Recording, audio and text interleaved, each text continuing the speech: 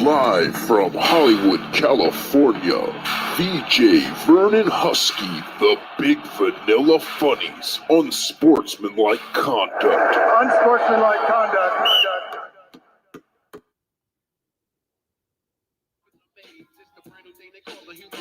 Make the music. Make the music get your mouth in.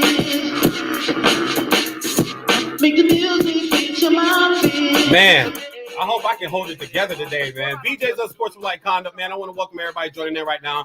Live on Spreaker.com, iHeartRadio. We're live on YouTube, StreamYard, IG. I'm your host, VJ Vernon Husky, the Big Vanilla Funny. That's because I always think I am just all of that, man. Like I am. I got all the nicknames for y'all. Y'all know, man. The Big Vanilla Funny, the Big Vanilla Shat, the Creamy Kobe, the Blue Eye Barkley, Mr. Never Shut Up, VA's Top Talk Boy, the Big Vanilla Color Card. Now I'm the Big Vanilla HBCU. I'm the most Big Vanilla-liest dude to ever come out of an HBCU. If I was in school, I'm a Kappa all the way. You know what I'm saying? Like, I mean, yeah, hey, yo, all the Kappas out there, like, holla at me. I know people go, oh, do a public, man, fuck that. Y'all let D.L. Hughley and Anthony Anderson in. They ain't doing the joint in college. I want in too. All right, let me just gonna call it like that. Anyway, great show for you guys lined up today, man.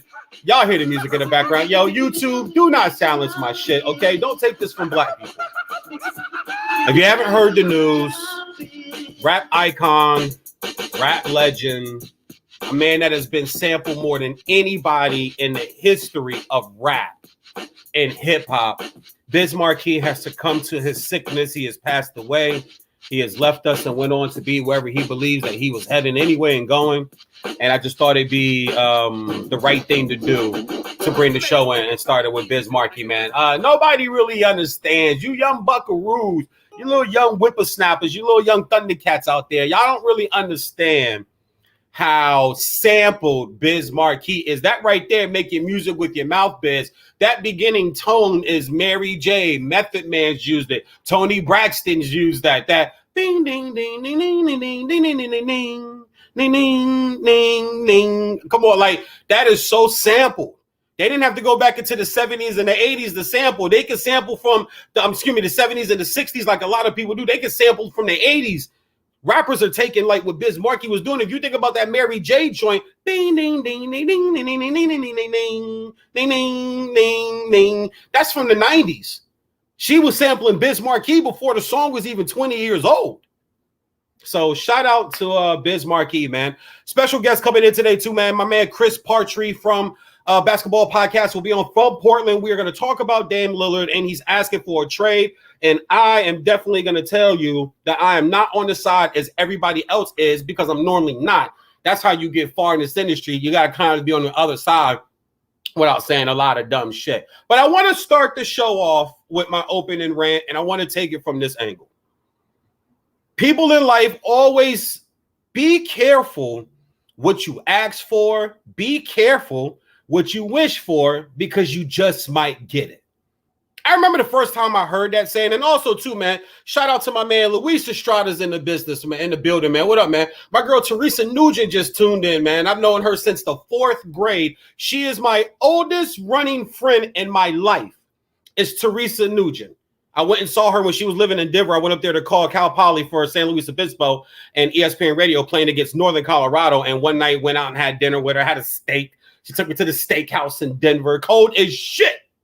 Cold as shit in Denver. Oh my God. In November, it was freezing in Denver. Like 21 damn degrees in November. Woo! Then went out to her house the next night, met her 2 sons, her twin boys, and her awesome husband. We all from the same neighborhood back in Woodbridge. So shout out to my girl. And then my man Nathan's also joining in too, back from the East. But in life, you have to be careful what you wish for, what you ask for, because you just might get it. The very first time I heard that was in the cartoon. It was the Care Bears. And they had found this wishing well. And the wishing well had a sign on it that said, watch what you wish for. you just might get it. And what the hell does that mean? I mean, I'm maybe 7, 8 years old watching the Care Bears on a Saturday morning, eating a bowl of Captain Crunch berries, because I don't do the regular Captain Crunch. And peanut butter crunch is all right. I understand why everybody like it. Peanut butter crunch is like the lemon pepper wings of cereal. Everybody's like, peanut butter crunch, peanut butter crunch. I like the crunch berries. I like the different type of berries in there. Or as we say back east in the DMV where I'm from, especially from DC and Maryland, burrs. I like Captain Crunch burrs, Joe. Joe, what up, Teresa? I know you watching, babe. Joe, Bama. Hey, that Bama over there, Joe, that Bama was eating some Captain Crunch berries. Huh? Fruity ass Bama, you fruit Bama, eating Captain Crunch berries. I'm in the morning, I'm eating my Captain Crunch, watching the Care Bears, and I see this episode. And the Care Bears went to wish for all these things they wanted in life, but brought other problems with it. We all know P. Diddy and the Locks and Little Kim and B.I.G. had a song called Mo Money, Mo Problems. The more money you have, the more problems that you have. You pay more taxes. You got more people asking. People think you're living a better lifestyle. And a lot of times the richest and the most wealthiest, financially okay people in the world are some of the most miserable fucking people on the planet. They don't like their job, their neighbor, their wife, their kids, their life, their career. They don't like nothing. They're just rich. They have this big house and these cars and these jewelries and the jewelries and these businesses and they're run ragged and they're run dry. You think working 40 hours a week or something? Try being an entrepreneur like me. Try being an entrepreneur like a lot of other people that I know in this business, trying to really grind and get yourself on. You see, it's a Friday night. It's 9 p.m. on the West Coast. So I know it's midnight back east. Midnight back east. Who's doing the sports talk radio show trying to further their career? It's not a brag. It's just a fact. But you see, when you want certain things in life, relationships, you want big breasts, you want big butt, don't expect her to do much else. Not in today's world. And that's not a knock. That's just a fact. Look around. Your career, you want to make more money, but you make more money. They want you to stay longer. You don't get overtime. They want you to miss weekends. You got to miss your kids' game. You got to miss Tyson's little golf match. You got to miss little Bethany's recital because you got to stay late because that big project is due. And the people that funded the money, they're going to be there Monday morning. They want to see what you guys been doing with their money over the last 6 weeks while you're putting together this big project. But you wanted the promotion. You wanted to be further in your career. You wanted to be further in life. You wanted that bigger house. You wanted that car. This is what comes with it. Your friends. Everybody wants friends that's down. Everybody wants friends that's there for you. Everybody wants these friends in life, wants a bunch of friends. Whole bunch of fucking friends. Everybody wants a lot of people hanging around them. Not everybody, but most people want a bunch of friends. What they tell you, your biggest hater is someone that's right up underneath you. Your biggest fan is someone you don't even know. You see athletes and actors and stuff all the time talk about where they meet people and they have tattoos on. I don't know what I would do if I ever met somebody and they had a VJ Vernon Husky tattoo on them. I might think they're a little crazy, but it's like, whoa, I don't even know this person. You think my brother, my mother, my sister, my cousin, my son, my daughter, you think my grandma, my auntie, my uncle, you think anybody would do that knows me? No. But there's some guy in Sheboygan. There's some guy in Montana. There's some girl down in South Beach. If it does happen, I hope it's a little shorty down in South Beach. I hope it's water in its cup. No, it's not. I'm lying. Your lifestyle. You want a bigger house? You're gonna cut the grass.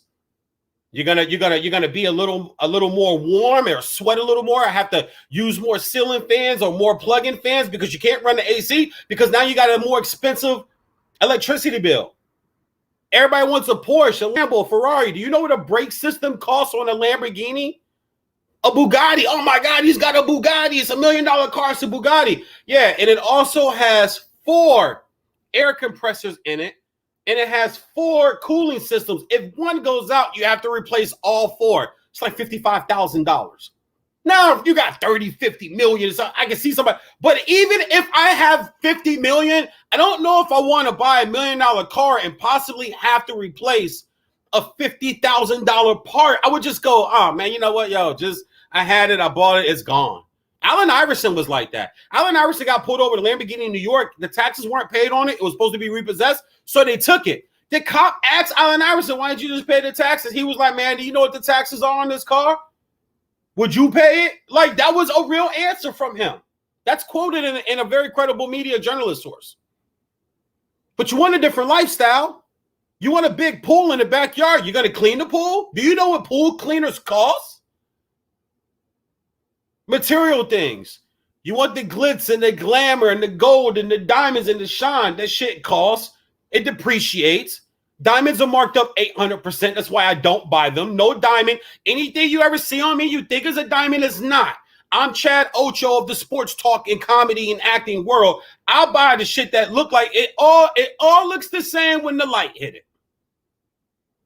And if you're doing it for women, she's already seen that glitter and that glam, and she's already seen you. She already knows whether she's going to do something with you or not. Y'all going to do something strange for a little piece of change, or perhaps, like my man Vince Vaughn said in Wedding Crashers, play a little game called Just a Tip, just for a second, just to see how it feels. My thing was 10 pumps back in the day.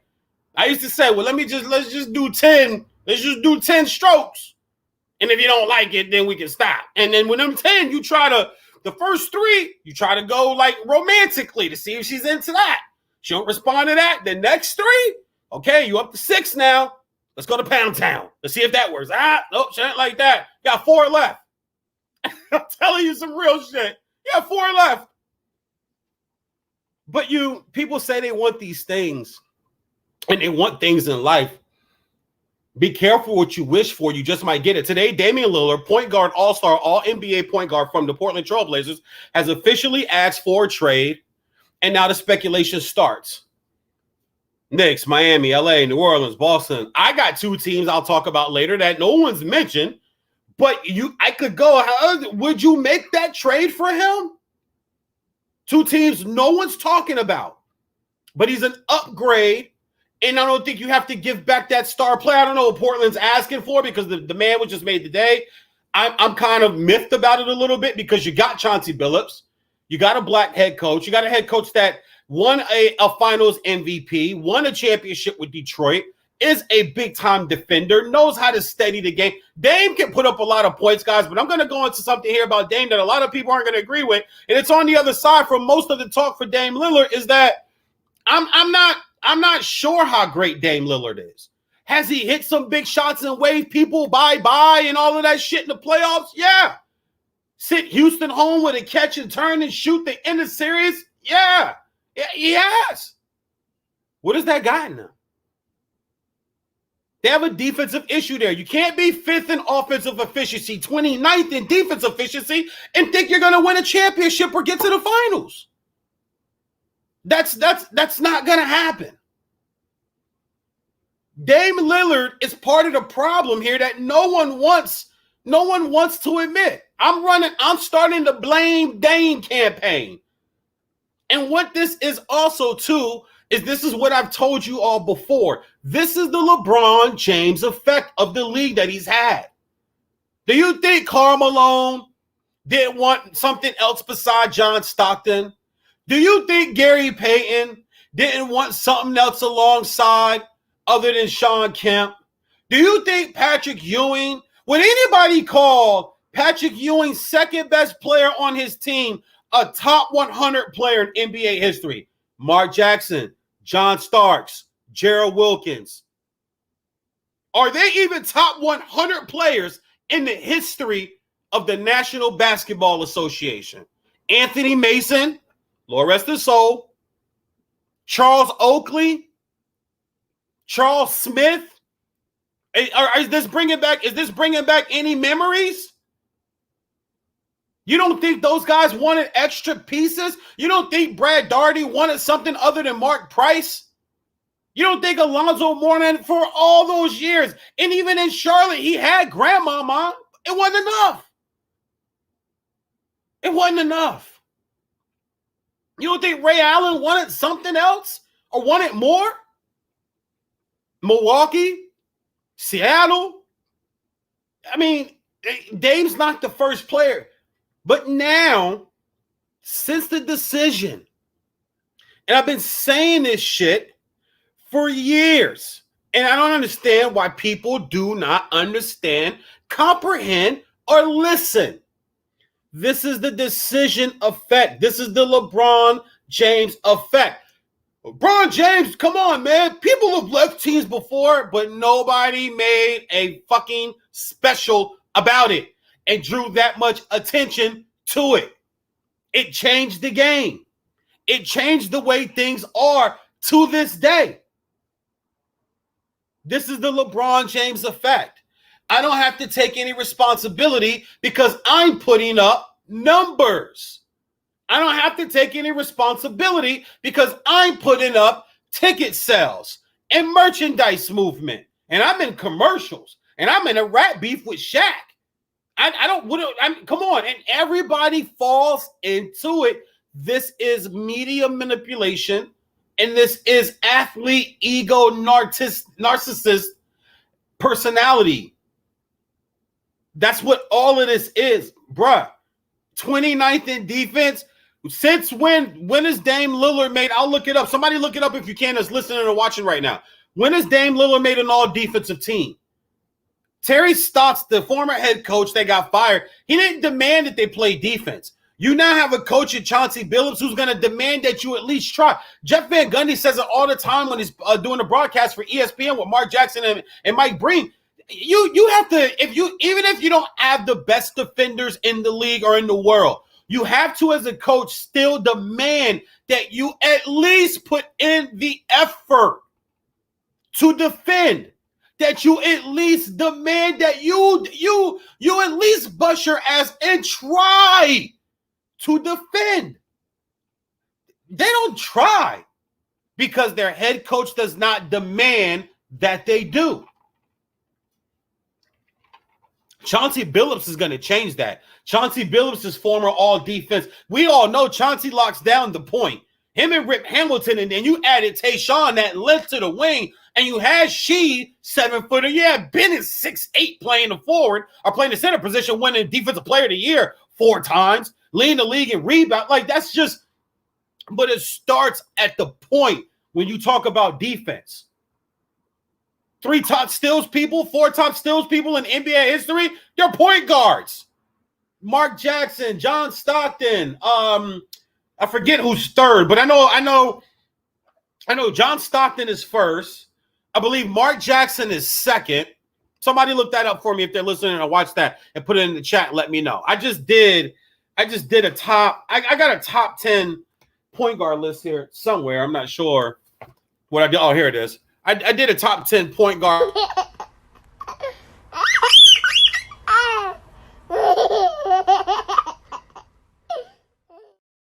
Laugh again. Anyway, we're back. Even in steals, Isaiah Thomas is number 19. Stockton is number 1 in steals. I know Mark Jackson, Jason Kidd, that's who it is. He's second in steals, 2,684 steals. Chris Paul is 5th in steals, 2,332. Like, people, like, your better steals people are point guards. Guys that lead the league in steals normally are point guards. Dame Lillard ain't never led the league in steals. Steph Curry has. Bona fide Hall of Famer. Bona fide, probably best point guard of this era and generation, right there with Magic and Isaiah Thomas. Right there with him. He wins 2 more rings and gets the 5. I got to put him over Zeke, and I'm a Detroit Pistons fan. I don't know if I can put him over Magic, but, oh, man. If he gets 2 more, he's got 3. If he gets 2 more, that's 5. So you couldn't argue the chips. It's 5-5. Who's a better shooter? Who changed the game? Magic might have changed the position as far as size, and the Lakers were Showtime, but it didn't change the game. There were other teams that ran. They just didn't have Magic and Coop and Scott and Big Game James and Cat and Rambis with the big white boy 70s, 80s goggles on. That was Jackie Moon before Jackie Moon was Kurt Rambis. They even came back and gave him a job. He was the Lakers head coach at one point. That's how much people love Kurt Rambis. But Dame Lillard isn't stopping anybody on defense. This is the blame Dame marathon train that I'm starting. He is not exempt from this. And you're getting a coach, you're getting a black coach, you're getting a point guard, you're getting a champion, you're getting a finals MVP. Like, there's a lot Chauncey's done. Dame ain't done. Chauncey's hit some shots. Chauncey hit a half-court shot in the Eastern Conference Finals against Orlando to save their run in a year that they actually went on back to the finals and went on to, was it to the finals or just to the conference finals? Might have been, it was in the first round. It was in the first round against Orlando. when Orlando was up 3-1 and Tracy McGrady proclaimed that it feels good to get to the second round because he just thought, yeah, we got this. I get the confidence, but that's how that went. And then we know the rest. How is Tracy McGrady first ballot Hall of Famer? How, Sway? You ain't got the answer, Sway. That is still one of the funniest interviews I've ever seen in entertainment in my life. Is Kanye West on Shady Sway in the Morning, or whatever the hell the show is called. I don't watch. I just watch clips or when certain people are on there. As that shit's still funny. But how is Tracy McGrady? But Chauncey Billups is a guy that's done it all.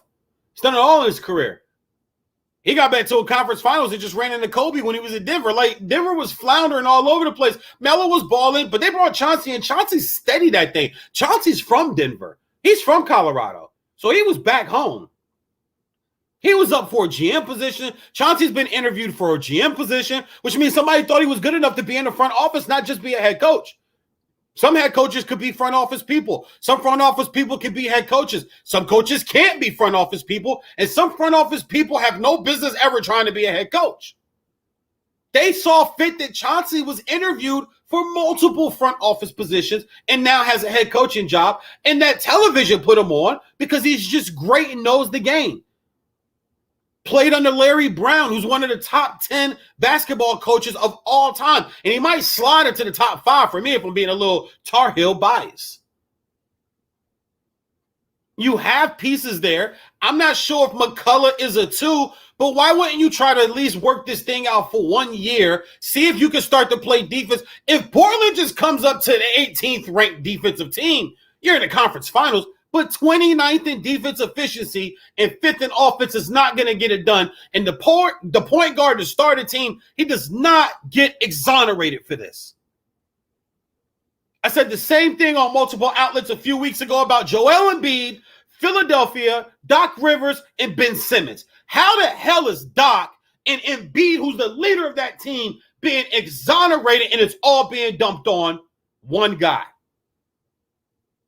There are superstars in this league that never got that pass. Kobe had to make Powell better. Kobe had to make Bynum better. Kobe had to make Ariza better. I remember Magic Johnson after opening night that year was like, yeah, I think you got to trade Kobe. They just lost to the Rockets, I believe, in overtime at home.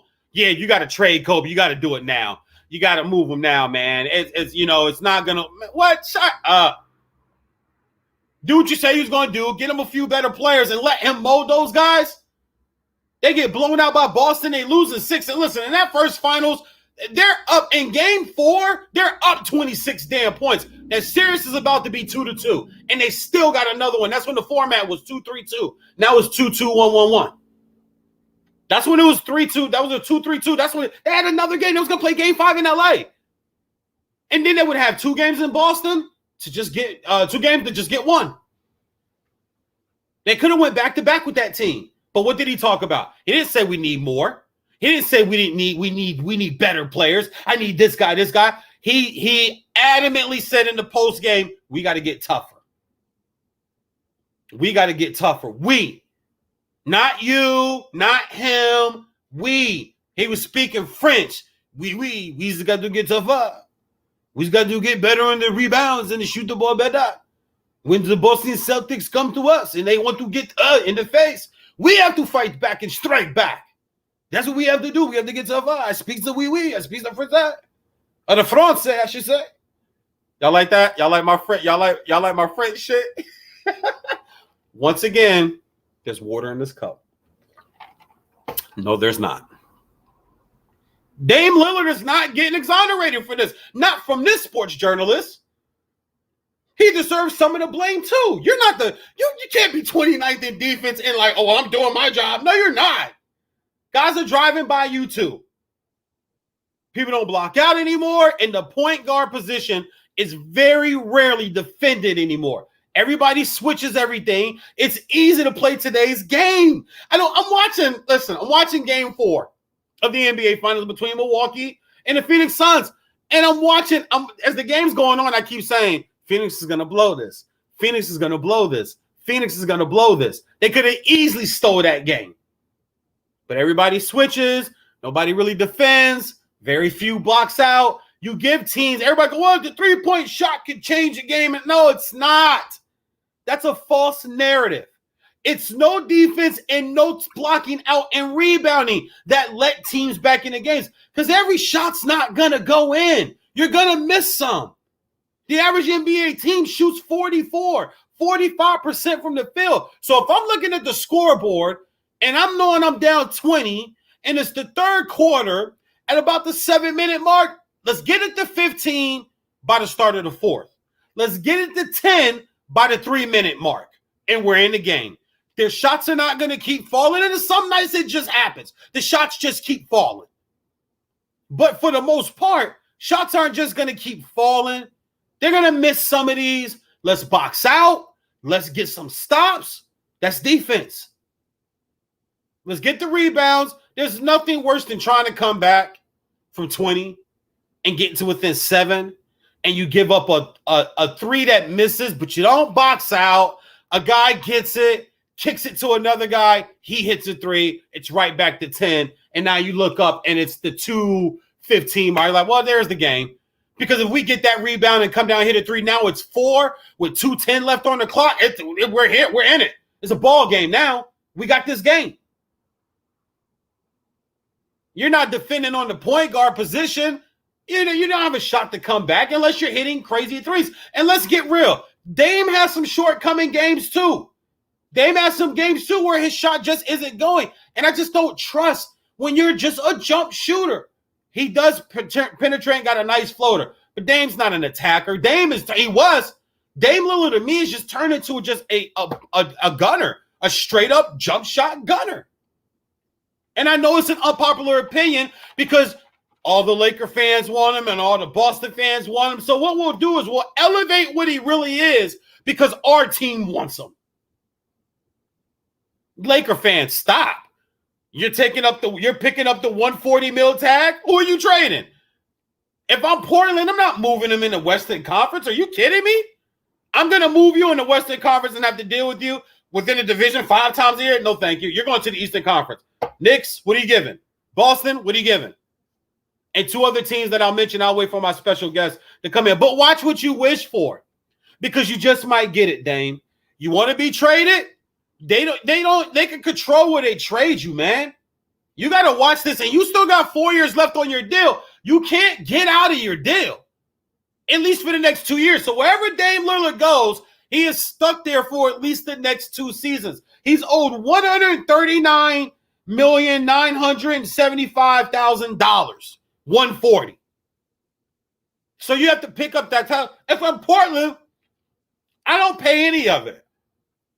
Or you stay here and let us work this out. Give Chauncey a chance. Let him bring in his crew. Listen. San Antonio, they're not coming back. Their run is over. It's done.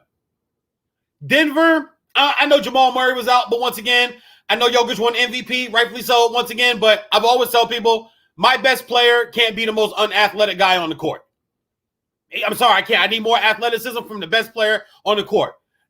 If you look at the Lakers, Father Time's knocking on LeBron's door. Nobody wants to admit it because nobody wants to take the king crown and the best player on the planet away from him. Nobody's ready to give that up unless you're a Steph fan or Durant fan or somebody like that. But the narrative keeps getting pushed. Clutch Sports has got people sitting on ESPN feeding it to you every day. So then that's all you see here. And then you look on Twitter and that's all you read and see.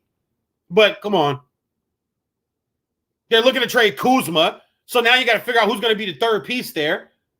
You fucked up by giving up Dwight, JaVale, and Danny Green. You fucked up by doing that. Can't get those pieces back. So you're stuck with Gasol. Schroeder wants $100 million, right? Schroeder wants $20 million a year.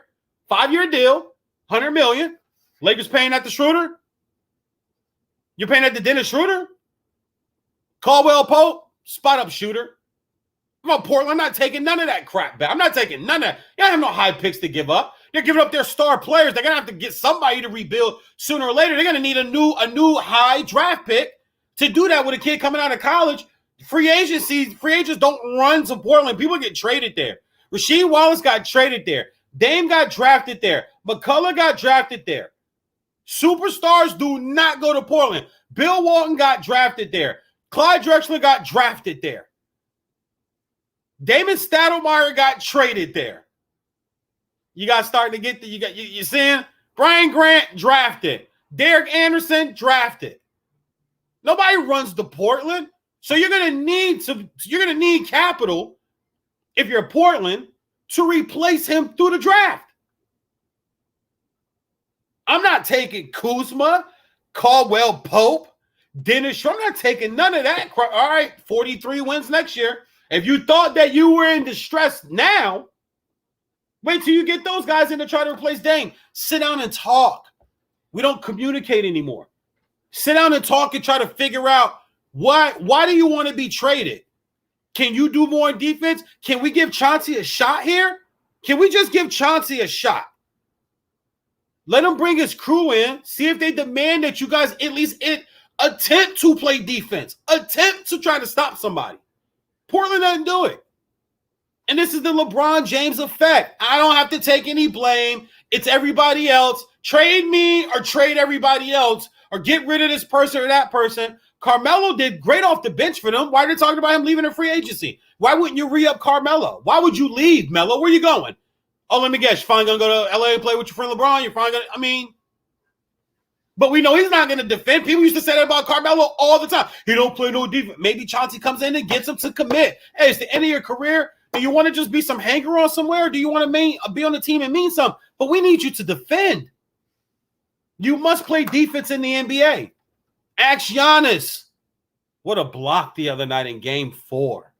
What the hell were the referees doing with the call on Devin Booker with the foul? Oh, my God.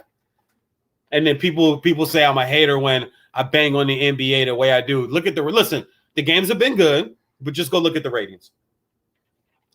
The games have been good, but go look at the ratings, and we're in the middle of July. There's nothing else to watch but baseball, and baseball's one big clusterfuck right now. Go look at the standings. I went to the standings today. I'm checking on my Rangers. We 20 games below 500. We're 35 and 55. This is what happened in sports. When you got a chance to win, you got to go now. The Rangers went to back-to-back World Series. It was the best time other than watching Ken Griffey Jr. of my life, of my baseball fan life, and we couldn't bring it home, man. Up 3-2 against the Cardinals and couldn't bring it home. And then players start to leave. Ron Washington had the cocaine incident. He's gone. Josh Hamilton, drugs, he's gone.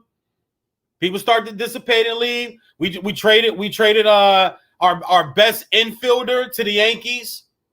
It starts to fall apart, and you try to rebuild through the farm system, but the farm system ain't all that, man. The farm system, everybody's always talking about the farm system, the farm system, the farm system. What the hell is the farm system won the World Series?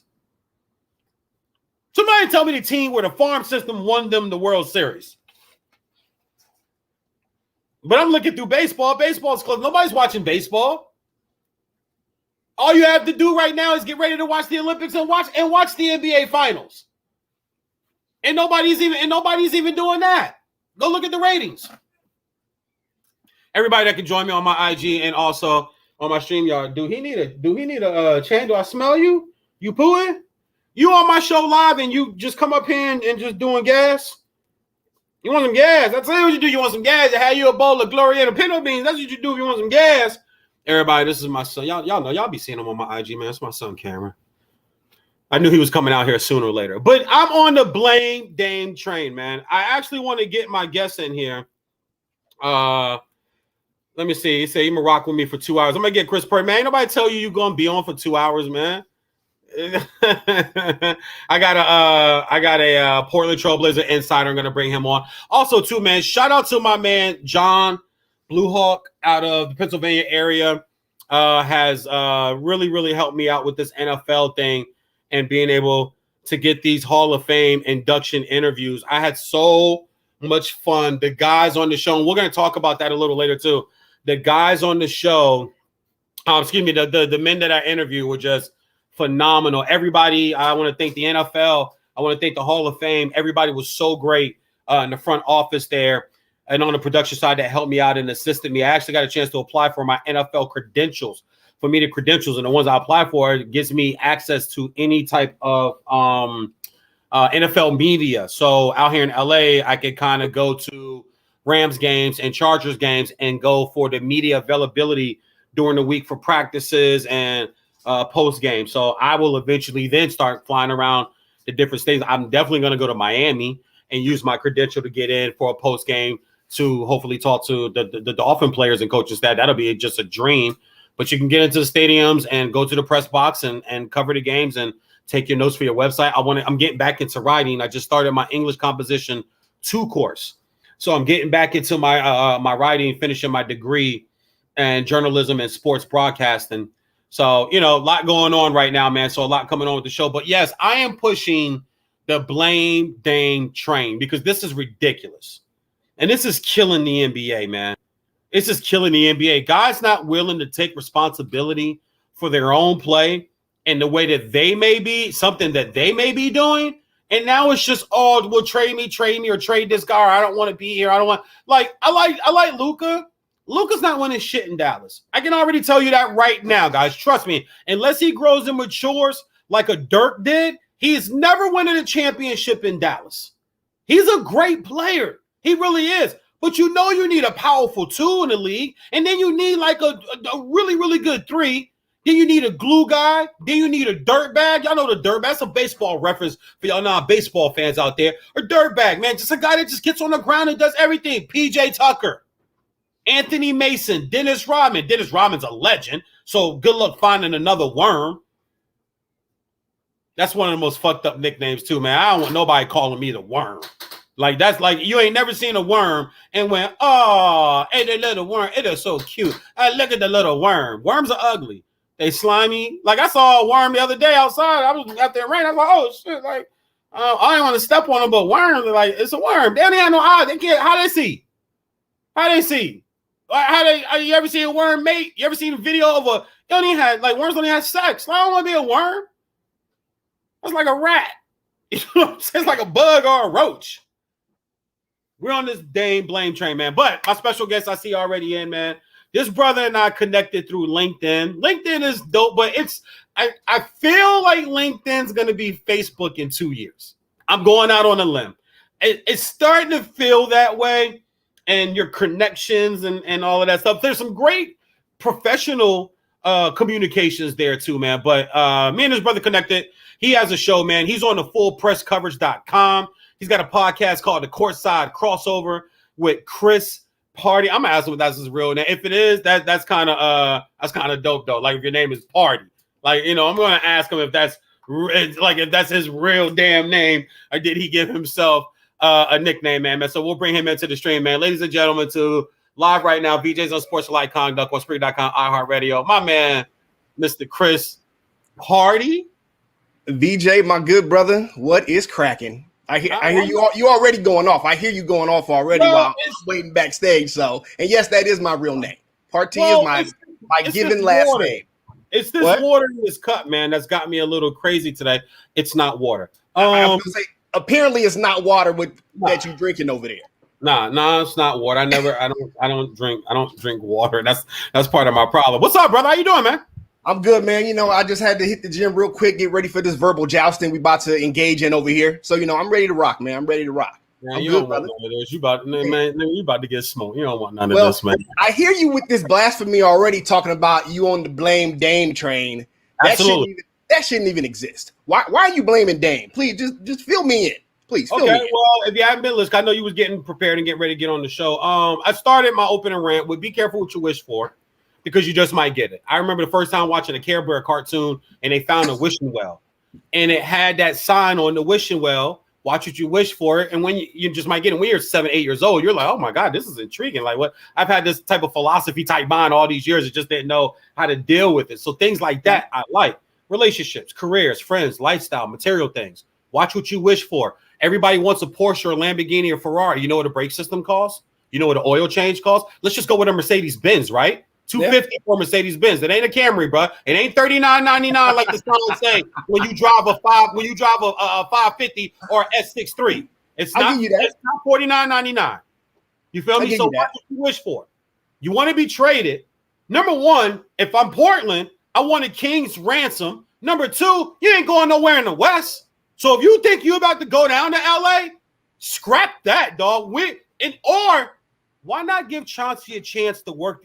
Why not give Chauncey a chance? A former NBA champion, a former Finals MVP, a defensive stalwart for Larry Brown in the Detroit Pistons, and everywhere he's been. He went to Denver and turned them around, and they had AI in Melo already. And he went there and steadied that. Whoa. We y'all doing too much. AI got you out at the club. You getting pulled over. Got to call Lala. Lala saying she ain't coming to get your ass. Chauncey comes in and settles that thing. Now you run into Kobe on a mission, but Chauncey settles that thing down. Interviewed for multiple front office positions. So there's somebody that thinks he can run a franchise or run the daily operations of an NBA franchise. Great on television. ESPN just don't bring anybody in and give them millions, bro. Just sit and do 30 minutes worth of talking and 30 minutes worth of work. Why not give him a shot at this? 140 price tag. Who's picking that up? 29th in defense efficiency and 5th in offense. When you're 29th in defense efficiency, bro, I don't want to hear that you're doing your job on defense. Dame, tell me who Dame is stopping. How many all NBA defensive teams has he made? How about checking yourself? This is simply the LeBron James effect of the decision. It's not me. It's everybody else. Miami, I can't get my way. Going home in Cleveland, can't win with these guys. It's not because I put up my numbers. I put my numbers up, but it's not me. And I'm not saying it was LeBron. I'm just saying this is the effect now that is seeped in to the younger players behind him. And it's like, okay, well, it's not. No, bro. This is partly you too. Step up and be a man. In Philly, it's you two and Embiid. Why? Because you're not the leader. Let's not go to Philly. Let me explain though. You're not the leader, and I'm gonna let you roll. But you're not the leader that you should be because you should be in Ben Simmons' ass. People used to criticize Kobe. Let me. Kobe was raw enough to get in Shaq's ass. And it came out after the years when they sat and had their talk. And Kobe did these interviews where he would be like, yo, what the fuck are you doing? While you in Orlando eating burgers, yo, me and my uncle, we was in the pool eating burgers and pina coladas. I was relaxing. I was chilling. I was winning chips. You know me. I'm the big diesel. And Kobe's like, yeah, and I'm out here at UCLA working 10 hours a day in the offseason. Superstars and leaders have to hold their teammates accountable. And coaches have to hold those guys accountable. Doc Rivers don't hold Embiid accountable, and Embiid don't hold Simmons accountable. So it's all three of y'all. Stop just putting it all on Ben Simmons. That's old school shit. This young league now allows people to do it, and that's why we'll get more into it. So you tell me where I'm wrong. Well, you're not completely wrong, but you're kind of in the middle. You're halfway wrong now. I'm not going to jump on Ben Simmons right now because I think as far as Philly goes, I think that's a lost cause. I think he needs a new location. I think he needs a new start. He needs to start over. It's not going to happen for him in Philly. It's just too far gone. He's had 3-4 years now to work on his jump shot, to work on free throws. For whatever reason, he won't do it. When you keep working on something, eventually you should get better. We're not seeing that growth with him as far as shooting jump shots, so I'm going to get off that. But as far as Dame Dollar goes, I'm here. I'm in the Portland area. Okay, I'm here. I didn't hear you one time. But okay, who puts the team together? Tell me that. Who put that team together? Front office. Okay, and Neil O'Shea put that team together. He's the general manager. Neil O'Shea put that team together. He deserves the blame. That firing of Terry Stotts, that was to save his ass. Okay, I'll be honest with you. He saved his ass. Terry Stotts was here for 9 years. They got to one conference finals. You remember 2 years ago, 2019. What happened? They got swept. KD was hurt with the Warriors. They got swept by the Warriors when KD was injured. Okay, and they couldn't even get a game. Couldn't even get a game. Neil O'Shea is more to blame than anybody here. Dame Dollar is not LeBron. He's not picking and choosing and putting the team together. He's a leader in his own right. Okay, everyone has their different way of leading. He's a leader on that team. They have not brought in the dogs that he needs to put around him to win. It's just very simple, okay? It's just that simple. Now, you can say it's this new era and everyone wants to blame everybody else. That's fine. Dame has stuck with them now. I think he's going on about 8 or 9 years close to being in the league now. He's stuck with them. He wants to be loyal, okay? When Chauncey Billups, and I told you this earlier, when Chauncey Billups got hired about a month ago, when all the stuff came out about the sexual assault case back in 97 with him, the fans jumped on Dame for that hiring. First of all, yeah, Dame picked him, but Dame didn't hire him. If they didn't want to hire him, they could have just said no. That's not Dame's fault. So as far as I know, Dame is pretty much done. Okay, I think he's done with Portland. I think he's ready to move on because they're not going to build a team around him. They're just not. They can't get free agents here for whatever reason. It's been like that for a long time now. They don't get free agents here. Okay, so they either got to draft. That's why they don't get free agents. It's Portland. Oh, okay, well, enough said. Okay, they either got to draft. Through the moon, you're not going to draft a Dame Lillard every year. It's just not going to happen. You got him now. They were lucky to get Dame and then CJ the very next year. They got them back to back. They drafted them back to back years. They were lucky to do that. Nurkic is always hurt, and then it's just been a revolving door. They got Carmelo 4 years too late. Okay, they tried to get Carmelo here back in 2016. They got him 4 years too late. Okay, it was just too late for that. Carmelo, he's still a good player, but he's nowhere near what he used to be. And like you talked about defense, he don't play. He's not known for playing defense either. True, very true. I said it earlier in the show. He doesn't play a lot of defense. Yeah, I will give you that. You talked about Dame playing defense, but tell me this: how many of the top players that are considered point guards in this league, the top ones, play great defense outside of Chris Paul? The top ones. That's great defenders. That's the league we're in right now. But that's the league we're in. I addressed that earlier in the show. That's the problem, though. That's the problem with the league. Is instead of it's not just that either. People don't rebound. People don't really play. Everybody switches on pick and roll. Nobody fights to a pick anymore. I'm with you on that. So the league is so easy. So that's why your numbers look great because all you got to do is run pick and roll. You can run pick and roll 3 or 4 times until you get the guy on you that you know can't stay in front of you. And everybody in the arena knows what's coming and it's about to happen. And teams keep doing it over and over. So I think we both have a point on point guards playing defense, and you might have swayed me a tad there because they switch so much. When does a point guard have the opportunity to really play defense? So you might have swayed me a little bit on that. But I'll take you one even further. I don't blame the players. I blame the league. The league moved in this direction, well over 10 years ago. It's been about 15 years ago when the league started to move in this direction where you couldn't touch guys anymore. Okay, mm-hmm. They don't want games like we saw in the 90s and the early 2000s where the final score is 90 to 85 every night. They don't want that. Much better game. Believe me, I get it. I agree. I watched it growing up too. Okay, I watched it. I was a kid in the 90s too. I watched it. Okay, I get it. I prefer that. I like some defense. When I played, I was more of a defender, so I get it. I didn't have all the offensive skills like a lot of these guys got. Obviously, I'd be where they are. But the league went this direction. So I don't blame the players and the teams. They've just gone with what the league, basically what they'll allow them to do. That's in my opinion, that is what has happened over the last 10 to 15 years. And now we're so far into it, I honestly don't see it reeling back too much. This is what the league wants points. They want the 130 to 125. They want that. Essentially, that's what they want. And that's not, and see that bothers me because that's bad business. Offense everybody keeps thinking offense draws eyes. No, it does not. If you go through the history of sports, some of the best iconic players were just as good on the other side of the diamond, the field, the court, whatever you want to talk about, whatever sport, they were just as good there as they were in the part where you put points on the board or a score up to be judged. If you look at football, Lawrence Taylor can be actually considered the greatest football player ever because he wasn't a quarterback, so he didn't have the ball in his hands, and he wasn't on offense, so he didn't even know where the hell the ball was going. But because he had that want, and that's what it's a Dennis Rodman.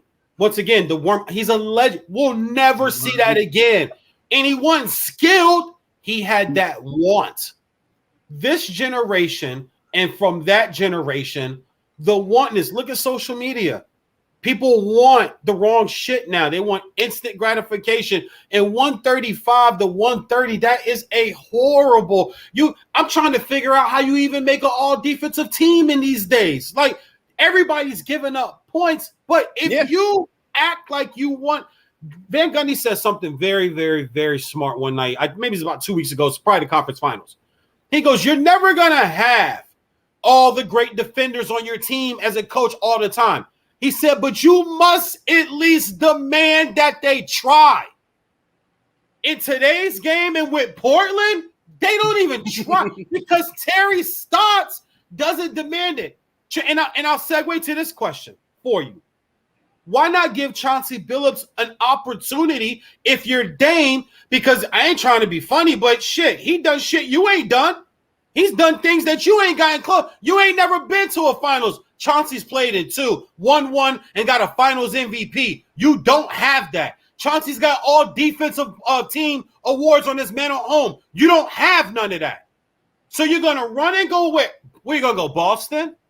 You're gonna go. Okay, that's a clusterfuck. You go down to Miami. What Miami? If I'm Portland once again, I'm asking for a king's ransom. So I want Hero. I want Bam. I want Duncan. I'm gonna pick you dry if you're taking my. You know what? So my question to you is, why not give Chauncey a chance to come in and implement that tough nose? Look what Nate McMillan did for Atlanta. Nate McMillan, five-time all defensive player in his career in the NBA. Oh yeah. You import him as a coach. What happens? Defense does this. What happens? You get to the fucking conference finals. When I myself, I had him losing the 7 to the Knicks. Why not give Chauncey a shot? No, I had Atlanta losing to the Knicks too, and we were both obviously very wrong on that. No, I agree with that. I thought he would, and I still do think he'll give Chauncey a little bit of a chance. Like I told you earlier, I'm not saying the trade is going to happen for Dame in the next week or so, or even this summer, but I do believe by the trade deadline next season, he might be out here. I think he'll give it a little bit of time, if not a full season, but I just think he's in a position now, and I know they talked about this. They had to have talked about when Chauncey was going to come in. There's a possibility. It had to have come up that he might not be here the next 3 years because he's got 3 years left on this deal, Dame Dollar does. So I know they talked about I might not actually be here these full 3 years. So we're going to see what happens. But Chauncey wanted his opportunity. So I think whether Dame was still here or not, he was going to take it. You know what I mean? He wants that. He wanted that opportunity. He was going to take that regardless. As far as the defense goes, yeah, I think Chauncey, I know I can pretty much say for a fact, he's going to improve them defensively. That's almost a given right there because he's a defensive guy. I think he's going to be a defensive coach. They got to get some better personnel in there to actually play defense. Honestly, I think it's time to move on from Nurkic. Whether you keep Dame or not, it's time to move on from Nurkic. He's hurt all the time. When he was healthy a few years ago, before he started building up all these injuries, he was a promising young big man. Now, you can't count on him for 50 games a season. Even in a 72-game season, you can't count on him for 50 games, okay? So it's time to move on from Nurk. It might be time to move on from CJ too. If you don't move on from Dame now, it might be time to move on from CJ. I'll just be honest. Because you won't get the same haul you'd get back for Dame, but you could get something back for CJ too. Because we've seen that backcourt is just not working. Yeah. They've been together for 8 years. It just has not worked. So it might be time to move on from one or both. It just might be. Let me ask you this. Let's go through some teams. I'll tell you all the teams I got. I got 2 teams no one's mentioned. And I think they're perfect. Oh my God. They're both 2 teams are perfect. Okay. But we'll start with the low-hanging fruit. I'm a guy that if I'm looking up at a tree, I want the tangerine that's real high because ain't a lot of spiders and bugs and people been touching that shit. In our industry, a lot of people like low-hanging fruit, easy top. So I'm like, okay, so let's go through the low-hanging fruit. I don't care if he ends up with one of these teams. I want him to go to one of the 2 teams. I think he should go. And the only team I think he should be traded, the teams that he be traded for. So you got the New York Knicks. That's the big name coming out because the market's out there. Big market. Dame, listen, Dame's got rap albums. He got rap beef with Shaq. He hangs out in L.A. He was just here for the premiere for Space Jam 2 because he's in the movie. So this whole big market thing is a bunch of bullshit, in my opinion. With social media and with marketing now, you could be in a big name market just about anywhere. But New York Knicks, if you're the Knicks, do you do that move? And what do you got to do? You got to give up. We got to give up RJ. You got to give up possibly Rand. You got to get up either RJ or Randall. You would think, right? Oh yeah. I mean, I don't see them giving up Randall, but you did. And I would go for RJ because he's younger. He's young. He's a little bit younger than Randall, so I'd go for RJ.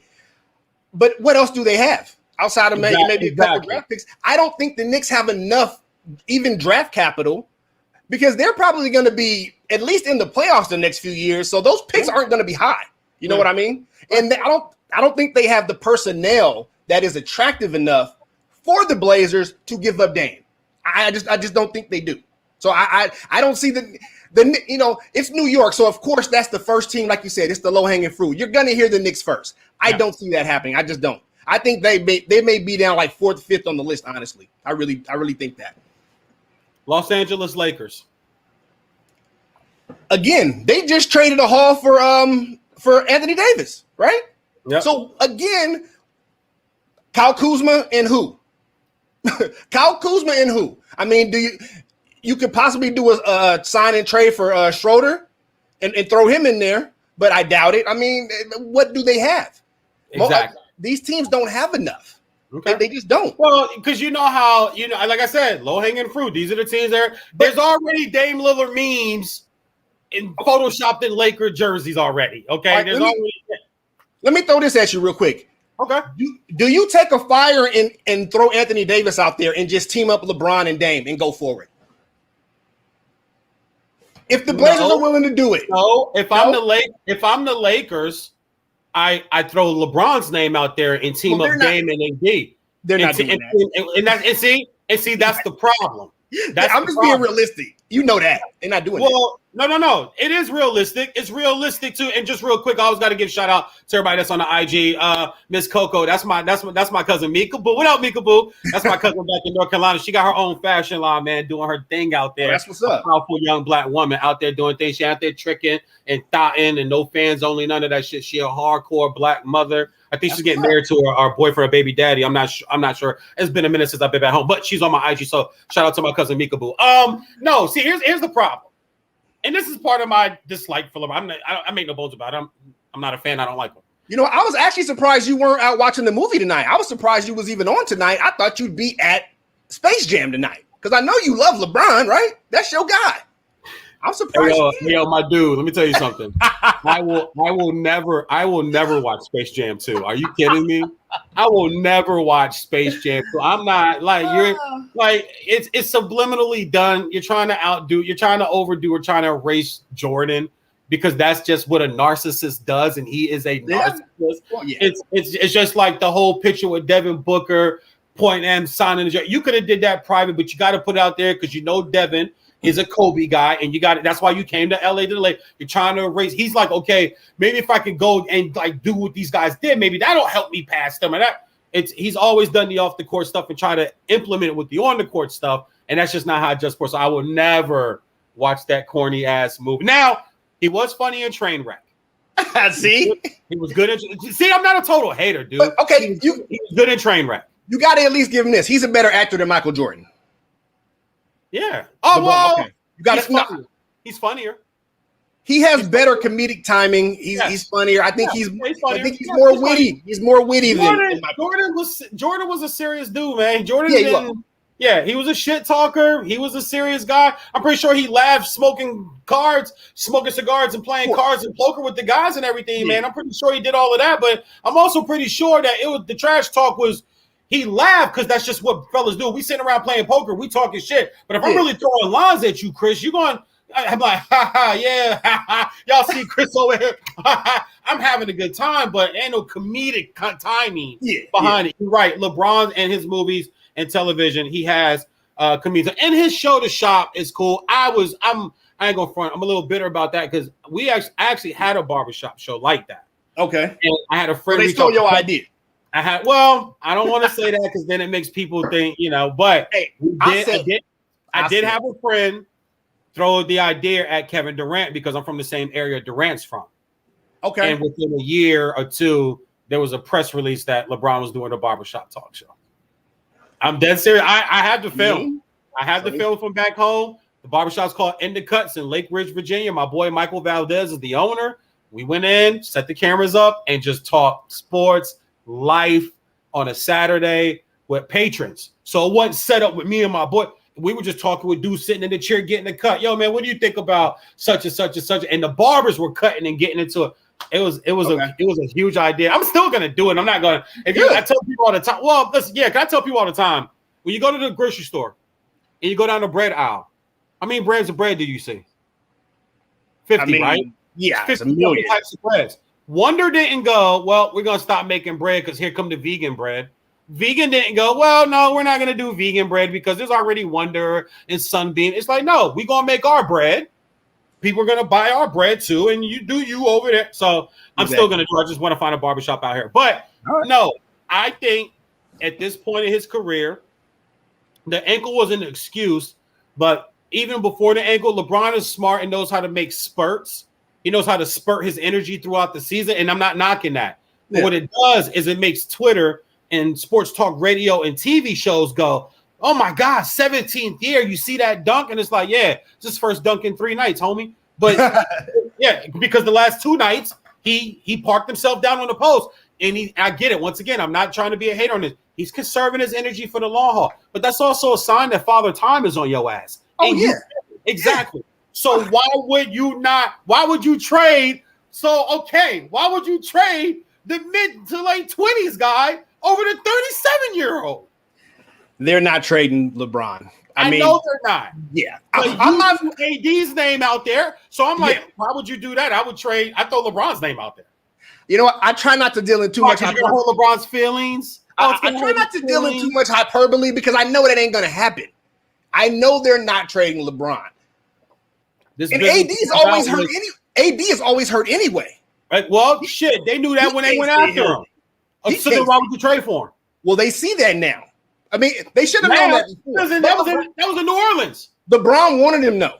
They were going to do whatever LeBron wanted. LeBron wanted who was the best player left that he could manipulate and get. Let's go home. Listen, him and Maverick, let me tell you how the conversation happened between him, AD, and Maverick. Break it down. Hey, what's up, AD? How you doing? Chill. Yeah, this is Maverick. Yeah. Sit your linky unibrown ass down real quick, man. Listen. So this is what it is. You going pout. You don't want to be there no more. You had enough shrimp Creole etouffee. You know what I'm saying? You had enough crawfish and oysters and all of that shit down there. You're going to pout. You're going to say you don't want to be there. Then you're going to fire your agent. You're going to hire this gentleman right here who runs Clutch Sports, which I still own. And you're going to come to LA and we're going to try to go get us a championship. You want to come out here to the mansions and all that shit and all the red carpets and all. You want to do that, right? Shake your head, yes. When I say, do you want to do it? The answer is yes. Shake your head, yes. And AD was sitting there like, yeah, I mean, that's what. Okay, cool. So this is coming off of, and wrap it back to Portland. This is coming off the year where they swept Portland as the underseed and everything was shining and just shits and giggles in New Orleans. I was there on my honeymoon when they swept Portland. So I felt the city. I was listening to the sports talk, the local shit in the morning in my hotel room. Like, damn, let me hear what the local people, I don't get to hear them. Let me hear what they say. Yeah. And it was just like, okay, we're building down here. We're there. You flip that to just less than 10 months later, and all of a sudden you mad, you upset, you pissed, you want. So that's how that convo went. He went after who else was going? Kawhi. If you think about it, Paul George said no, thank you, and Kawhi said no. Kawhi could have went there, and they were trying to get Kawhi. They had a meeting with Kawhi. Oh yeah, I know. And LeBron and ownership and Kawhi. They were so AD was the guy that was left that he could kind of manipulate and go, nah, come on. I mean. Everybody knew he hadn't played a full season yet in New Orleans. Let's flip that. New Orleans. Let's segue to New Orleans. That's the team I threw down. New Orleans. Okay. Zion wants out. There's these ball rumors. New Orleans. New Orleans actually has more pieces. Mm-hmm. Now, if you don't give up Zion, you got to give up Brandon Ingram. Okay. They're not giving up Ingram. Yeah. So one of them is going to have to be involved. That's a guarantee. You can give them all the draft picks they want. You got to give up either Zion. And if Zion really wants out that bad, then you might go with Zion to get Dame. I would do that. Honestly, I would give up Zion, even though he's a lot younger. I get it. You know, it's almost a 10-year. It's almost a 10-year difference in age. Honestly, I think Dame just turned 30 and Zion is like 20. So it's about a 10-year difference. But and Zion wants out. From what we know, Zion wants out. That's what we hear. He never wanted to go there. Oh, I'm sure he didn't. Dame still has enough of his prime left. He probably got a good 3 to 4 more years of playing at the level he's at, averaging around 30 a game. He probably still. So if you put him with Brandon Ingram, Lonzo's probably gone. Lonzo's out of there. He's probably not going to be back. Okay, Lonzo's gone. But you put Dame and Brandon Ingram together, I think you got something there. Now you're going to have to add a few more pieces, honestly. Well, Hart. I mean, Hart. JJ. Hart. They got some. Yeah. JJ's a veteran down there that can still shoot the ball. Shout out to VA 2 up 2 down. That's why I wrote that team down. That's not one of my 2 surprise teams. But I said, you know what, Zion wants out. But if you don't want to be in New Orleans, then you're probably not going to like Portland. Yeah, and that's the thing. So I think that's the sticking point there. Yeah. Everybody's trying to get to New York. I love Tom Thibodeau. I always have. I do too. I'm not changing, man. One thing about me, I will adjust to new information, but I'm not changing. I ain't changing the sports fan I am, bro. Yeah. I like tough nose, hardcore. I got a son now. You would play sports, ain't no crybaby shit, bro. And I'm not gonna be that overbearing dad. If you want to work out, you got to come ask me. I'm not gonna be the dad trying to drag you in the backyard every day. Do you want it or not? Because I can sit and watch the game, and you can go read a book. Old school parenting, right? Straight up. Old school parenting. Now, come on, guys, get up. We got to go to ballet, and then we got to this and then. No, do you want to do that? Because if not, I ain't gonna cut the grass. I ain't gonna lay in my hammock in the backyard and smoke and drink lemonade. And you can run around the yard with your sister. And we don't have. So I'm old school. I'm not changing. And everybody wants to get to New York because Tom Thibodeau's really got something there. I still hate that ownership. It is MSG. It is NYC. I think it's the only arena that you would really want to go play in every night. It's like LA is a great city, but nobody goes, man, Staples is just such a magical place. Like people, it's MSG. So everybody wants to get there, but they can't take everybody. They would have to move some pieces. Zion really wanted them to get the number 1 overall pick and end up there. RJ Barrett, ironically ends up there too. Backtrack to RJ Barrett. I said this when they were at Duke. I thought Cam Reddish was the better of the 3, and I stated that. Yeah, and I'm gonna stay with that. That's one of my tangerines up high in the tree. I said that when they were at Duke. When everybody was RJ and Zion, I said, dude, on some real shit, watch their games. Cam Reddish is gonna be the better of them. Cam Reddish reminds me of Tracy McGrady. Ooh, yeah, young Tracy, yeah. Cam reminds me. And Tracy never had a Trae Young. Cam's going to see so much one-on-one coverage over the next 2 years. He's averaging next year. Cam Reddish is averaging 20 a game. I can say, as long as he can stay healthy, he's going to be great moving forward. Of course, but you got a tough-minded old school coach who demand. And see that once again, back to Chauncey. That's why I like these guys. Tom Thibodeau. They demand that you get your training in. They demand that you keep your body. They demand it out of you. And if not, they don't care. Like you think Tom Thibodeau give a shit about Twitter? You think a guy like that? No. So they don't care that you're going to go tweet your unhappiness and fine. But a young coach has to deal with that shit. A new coach has to kind of, I have to kind of adjust it as I.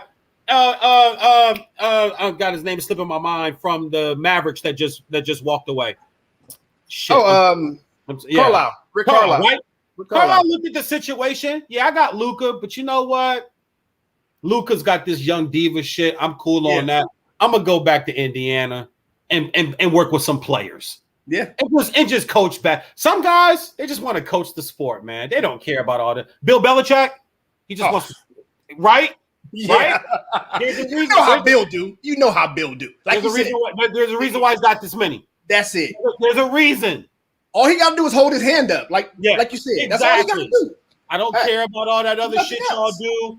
And we don't do that here. So if you want to win, it may not be fun, but you can do all that shit in the offseason and have fun. Hey, but winning is fun. Yes. Winning is fun. Thank you. Thank you. Well, you know how it is with this generation. It's fun if you can brag and be all showy about it. I get it. We're learning that from Scottie Pippen right now. And Scottie Pippen older than us. Okay? He's not even our generation. No. Okay, that's the generation before us. A lot going on there with Scottie. I get it. But at the end of the day, bro, you could have just sat quiet and you could have just been the greatest Batman of all time. And now, I said this on a couple of Christmas a few weeks ago, Scottie's going to end up tearing his own legacy apart. Yeah. He's going to end up Because the one thing and I know he does it. I don't have proof, but I just know it's coming. If he goes after Mike, bro, you're done. You're done. Because anybody, Stugat said this. I watched that new Dan Le Batard. Now he's left ESPN. He has his own platform. Yep. I watch guys that do what I'm trying to get to, your own platform, and still making the money. I watch a lot of Dan Patrick. He's got his own platform. I watch a lot of, and I'm stuck on that. I'm a Dan Patrick guy too. I'm a Dan Patrick. Oh, Dan Patrick started it. Dan Patrick's the first one that was go. I don't need the 4 letters. Yeah, I don't need the 4 letters. Are you serious? It's been almost 15 years now since he left. I think 07 or something like that. Yep. Yeah, up in an attic over a garage in suburban Connecticut. Yeah. Now look at him. I mean, man. So, but I'm watching Le Batard and Stugatz was talking, and Stugatz said, "Oh, someone was going to play with Michael, right? It was just inevitable.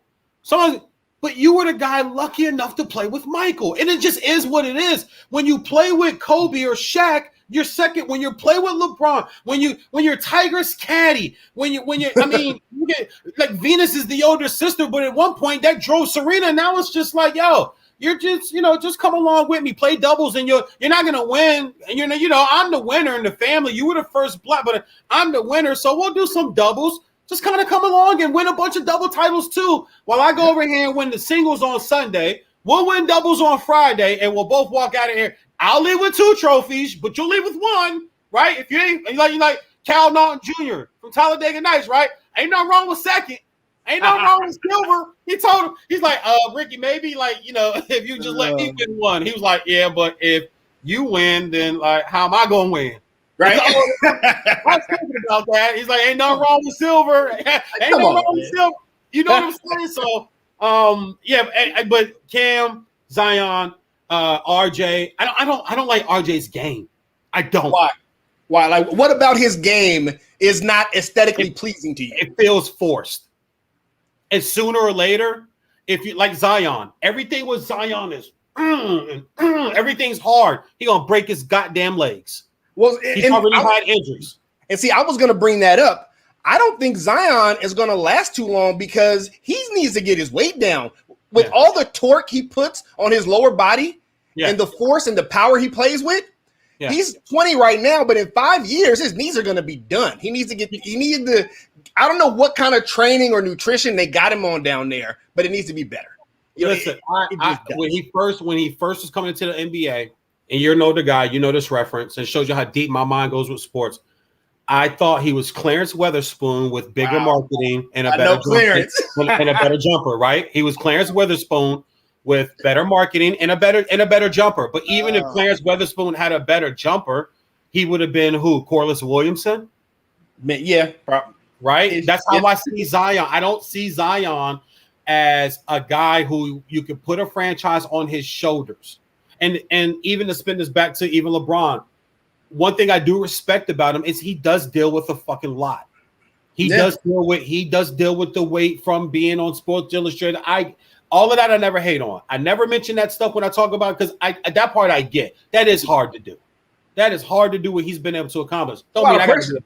Yeah, it's a lot of. I mean, you're doing it for a state, pretty much.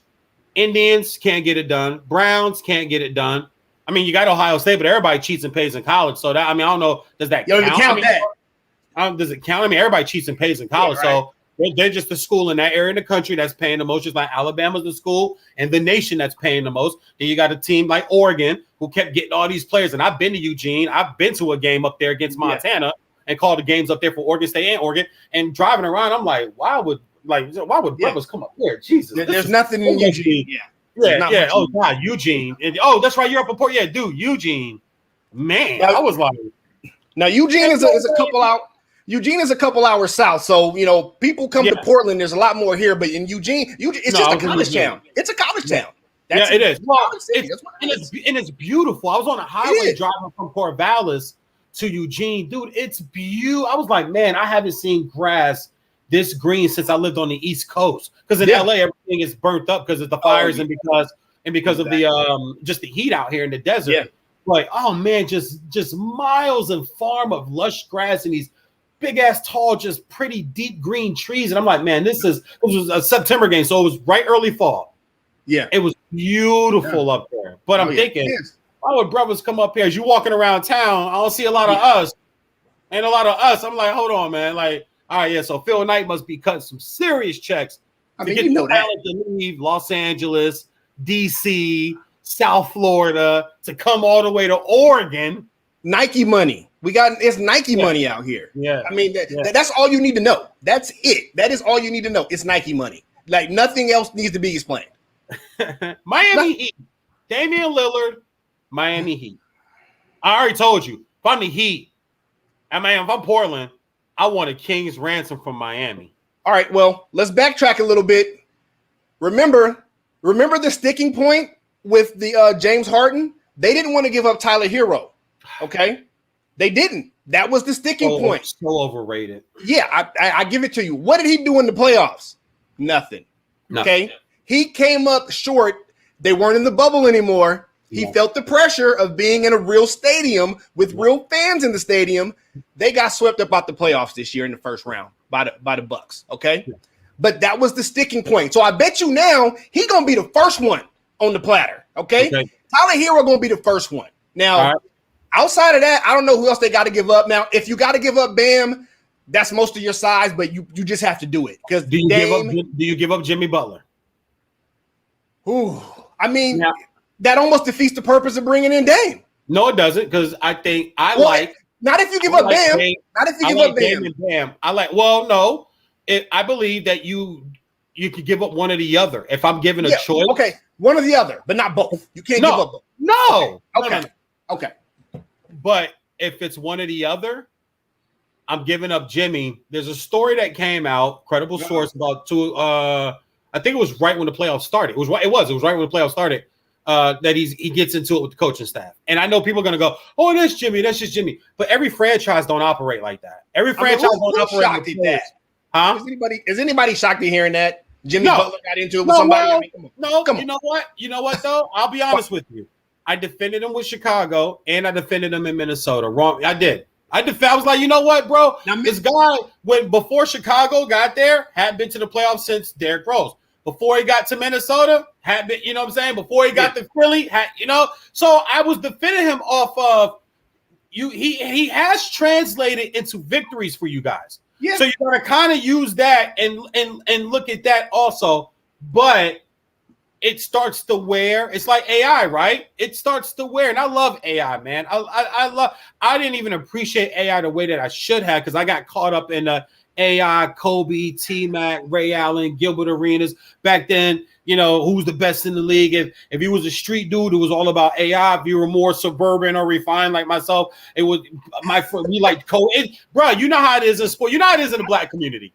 Believe me, I know to get down. Okay, I know to get down. Right, yeah, you know how the black community. You know how the black community is, bro. Every friend I had under 5'9" was an AI fan. Oh, I believe it. Every friend I had on the 5'9" was back an AI in 98, 99, 2000. Was an AI fan. 98, 99, 2000, 01. Yeah. They would, most of them I lived in the DMV, homie. I saw AI. Cool story. I saw AI play in high school. Yeah, because he's from Virginia, right? He's from Virginia. He went to Bethel. I went to Garfield. We played Bethel the year prior to that. I was on JV and freshman. I wasn't on varsity. The following year, we actually picked to get to the state semis, and we get eliminated early. We get surprised. White boy team came in and shot the lights out, and we just couldn't cover Princeton style offense. And we had never seen it before. Yep. I'd never seen it before. Nothing but movement. Nothing but movement. And that was the era when N1 was just starting to go. I'm class of 96. So we're talking 90. So we're talking like 92, 93, 94. Okay. Era. That's when the game started becoming an ISO game. Yeah, that was the beginning of the ISO game. So our coach still took us down to the state semifinal tournament, the last 4 teams. And we're watching this Bethel team and watching this little number 3 guy. And we were calling him Allen Iverson. We had the program. We're like, damn, who's number 3? Who's number 3? He had 63 in a triple overtime game against our rival, Woodbridge High School. Our Woodbridge and us were so rivals. Our school was built identical as far as the architect goes. Wow. Yeah, they copied our floor plan to a T. They copied y'all. Yeah, and they added one more brick because their school was built after us. Okay. And they added one more brick. Wow. So when we would play them in football, the game was for the brick. Are you? The game was for so we could say our school's bigger by one break. Your Wow. school's bigger, but yeah. Fun. So I saw AI play in high school. So the AI thing for me, that goes back to I was a sophomore and he was a junior because remember, missed the senior year. Yeah. Because of the incident. So exactly. I saw this little frail, 3-pointer, mid-range, penetration, falling on the like the NBA AI. I saw the NBA AI in high school. And then of course in football, he was all-state quarterback. He was an all-state first team defensive back, and he was the special teams player of the year as a kick and punt returner. His junior year. Yeah, I know he was really good at football too. And you know what? Speaking of AI, since you jumped on that real quick, sure. You know how we always bring up, if Jordan played today, he would average. What would AI do today when 40. you can't? When guys 40. that are 6'7", 6'8" cannot touch him? What would 40. he do today? I 40. never hear his name mentioned though. I never hear his name mentioned. But what would AI do today? Honestly, 40. Now it may not be efficient, 40. but he would get it. 38, 4. Yeah, easily. Yeah, easily. Yeah. What we talked about earlier, pick and roll where you can't. No one stay. Could you imagine? Okay, so you talk about like a Nurkic. Could you imagine playing Portland? He's dribbling up against Dame, but then the forward comes up, sets the pick over. They don't switch, and now it's AI on Nurkic. Cookies. AI on Drummond. Even AI on AD. Even though you long ball, bro, he's blowing by. AI was. He was Isaiah Thomas. He was a blur. It was quick. Once he got low, gone. Crossover, gone. And that crossover, that up here, couldn't stop it. Now, all right, so, and I like jumping all over the map, so trust me, we're fine. Yeah, no, good. Let's go. We're gonna go. I got another homie that just texted me right here too. He's got his own podcast. He's really good too. He's gonna jump in and join us, man. So we're gonna have three black kings in here talking some good sports. And he's really good, man. I don't want to use the word mentor, but his sister is really good friends with my wife, and she hit me up and was like, this guy wants to get into sports talk. I told him to hit you. He hit me up and I helped him start his show, and he's off and rolls. He's gonna jump in. But we're talking about what guys would do today, and a guy like AI. I say like 38-5, but you want to talk about the defense and the way the games play today, what guys would score. I go even further back. Give me an Elgin Baylor. Like, what would Kareem do today? Like, these guys would. Jordan, I think Jordan's a 40 burger a night. Not 30, because he already did 38. Yeah. He did 38 one year. I mean, Jordan had a season of what, 38, 35, 31, 32, 33. Yeah, he's got come on. He's got like 6 seasons of over 31, 6 or 7 seasons of over 31. It was somewhere in that range. It was somewhere in that range. Yeah. And Jordan's a 40 burger this year. Easily. Shaq's 35 a night. There's no real centers now. They don't matter. Shaq, and that's why Kareem, there would be no stopping them. 35 a night. 35 a night. I got another one. Will Chamberlain. What would Will do today? He did it back in the 60s. What would he do today? Will had a 50 and 25 year. A year. Not a game, but a year. A year. 50 points, 25 rebound a year. Come on, man. Year. And now, I don't want to hear he didn't play. I hate that argument. People don't do their research, and that pisses me off about this industry. What? He was also an All-American track star at Kansas. Like, he was an athlete, people. But he wasn't just the biggest, longest guy on the court. You ask Bill Russell. Now Boston had the better teams, but he used to serve Bill Russell, man. Now, hey, I'll take you one further. I believe after he retired from professional basketball, he played professional volleyball after that. You know what he did? Yeah. Most people don't know that. Yeah, most people don't know that. But I believe after he retired, he played. Not like you said, he was an athlete. When we talk about greatest athletes, you don't hear him mentioned all the time, but he should be, because it was more than just about the sport he played. He was just an athlete all around. There was a Bleacher Report story that came out about a week ago. Quotes from Jerry Rice. Jerry Rice said if he played receiver today, his records will all be doubled. I saw that. Bo Jackson said he'd average 350 to 400 a game. I saw that too. I like Bo Jackson at more 250, 275. I don't know about 400 yards a game, but that's a little out there. But I mean, I don't think people I tell some of these younger cats about Bo Jackson, and they don't you had to have seen him to really realize the power, the speed, the quickness, the agility, the wiggle, as they say. Yeah. He had all of that. He had it all. Yep. At his size in the late 80s, early 90s. He only played 4 years in the NFL because of the hip injury. Yep. Okay. I mean, we're probably looking at him as the all-time leading rusher if he plays 12 years. Well, here's the thing. He did the greatest stat is he did football as a hobby. Who the fuck gets to say I play in the NFL because I just wanted something to do? Like, and baseball wasn't even his first love. His first love was track. Yeah. Baseball was second. I'm sorry, I'm getting the message. I'm getting the note from the side fans over here. So what does that mean? And you don't know. Well, here, how about this? Go ahead and mow ice, and then I'll wrap up in about an hour, and I'll go grab that for you. I'm being summoned to the taco truck over here, but no, we're we talk about the taco truck now. Oh yeah, man, this LA baby, LA. I got to get back down to LA soon. I ain't been down to LA in a minute, but you owe me lunch. You owe me lunch, so yeah, you got to bring your ass down here. You owe me lunch. I got your Mickey D's ready for you, dog. Right, man. Let me tell you something. If you think that's where we going, you're gonna be mad as shit at me. If you think that's where we going, you're gonna be mad as shit at me. I'll take a little of that juice in the Tito's right there, please. Thank you. Right, so let's get back to Dane. So another team, Boston. Boston's another team that's out there. I think, well, damn shit, you traded Kimba, so you're the piece that you would have had, I guess, to move on. I don't think Tatum goes. If somebody's gonna go, Smart, Jaylen Brown, Boston Celtics. Talk to me. It's got to be Tatum or Brown. Like you said, I don't think it's going to be Tatum, so it's probably going to be Jaylen Brown and draft picks.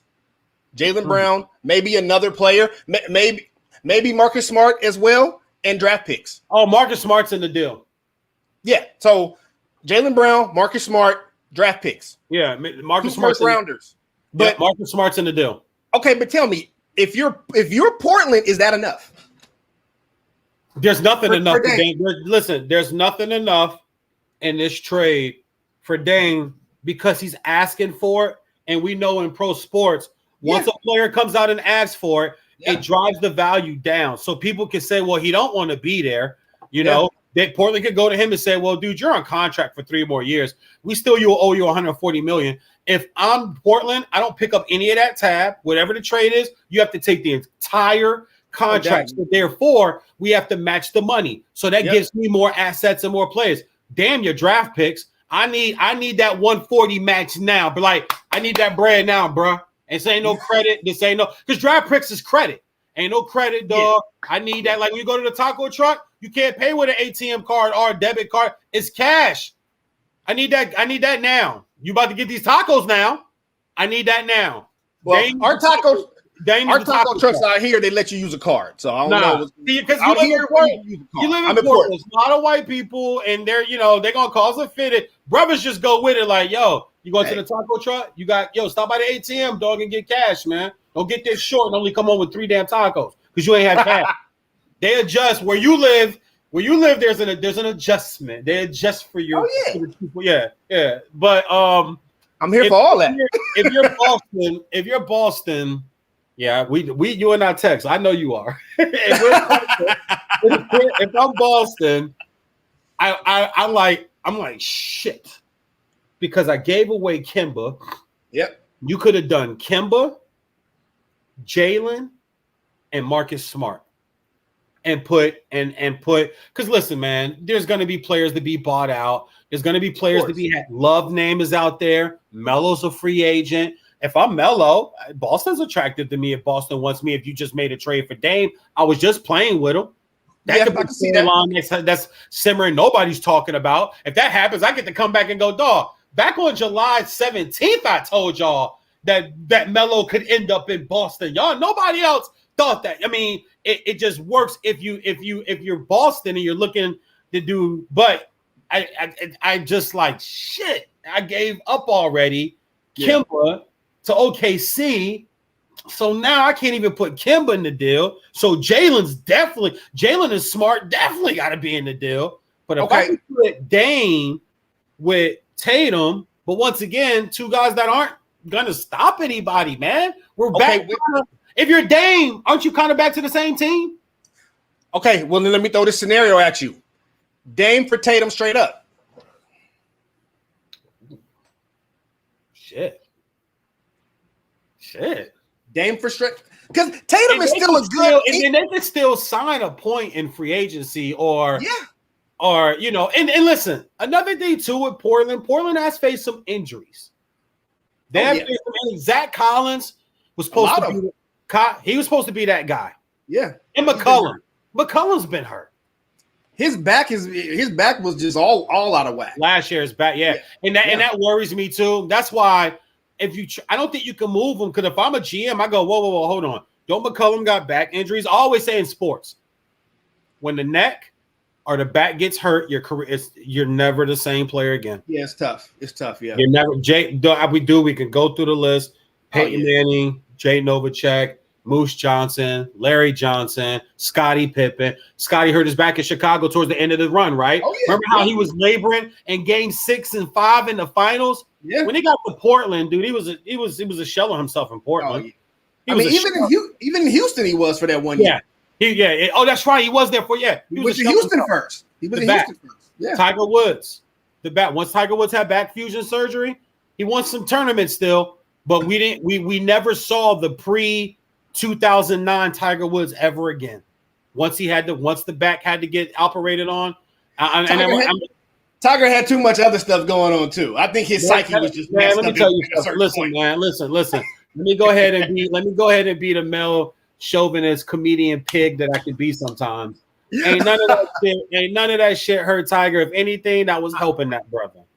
If anything, that was helping that. When I hear that you was in the shit right after the Masters, bruh.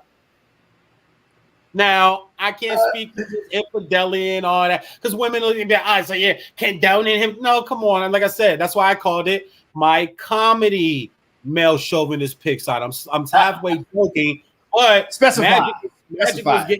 Magic was getting it at halftime and in the back hallways of the point. It ain't fuck with his game. Magic was doing a lot of things.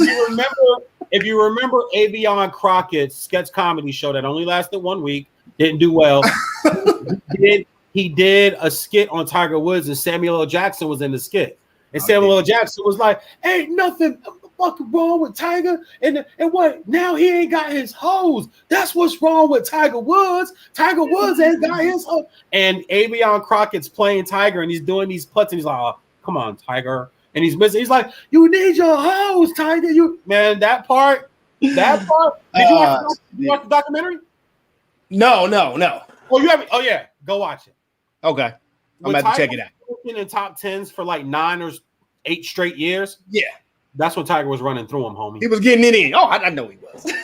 I know he was. When he was finishing in the top 10 for 9 straight seasons, it's just like every week. He want maybe not winning every tournament, but every week, Tiger Woods. Every week, yeah. Tiger was getting it in, man. So it wasn't he had a good run.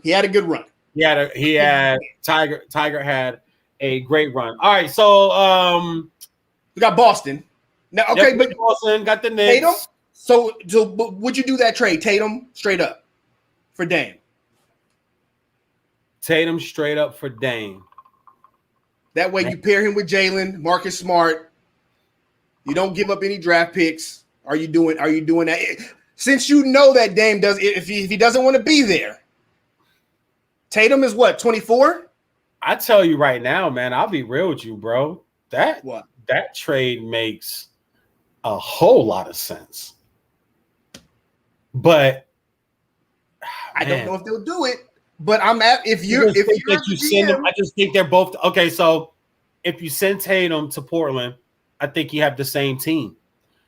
Now, here's the thing with that though. I'm gonna take this back to Chauncey. I think Chauncey would look and go, okay, I got a long rangey guard I can try to get to defend now. Daniel looking fine. I got a long rangey wing that because Tatum's been knocked for his defense.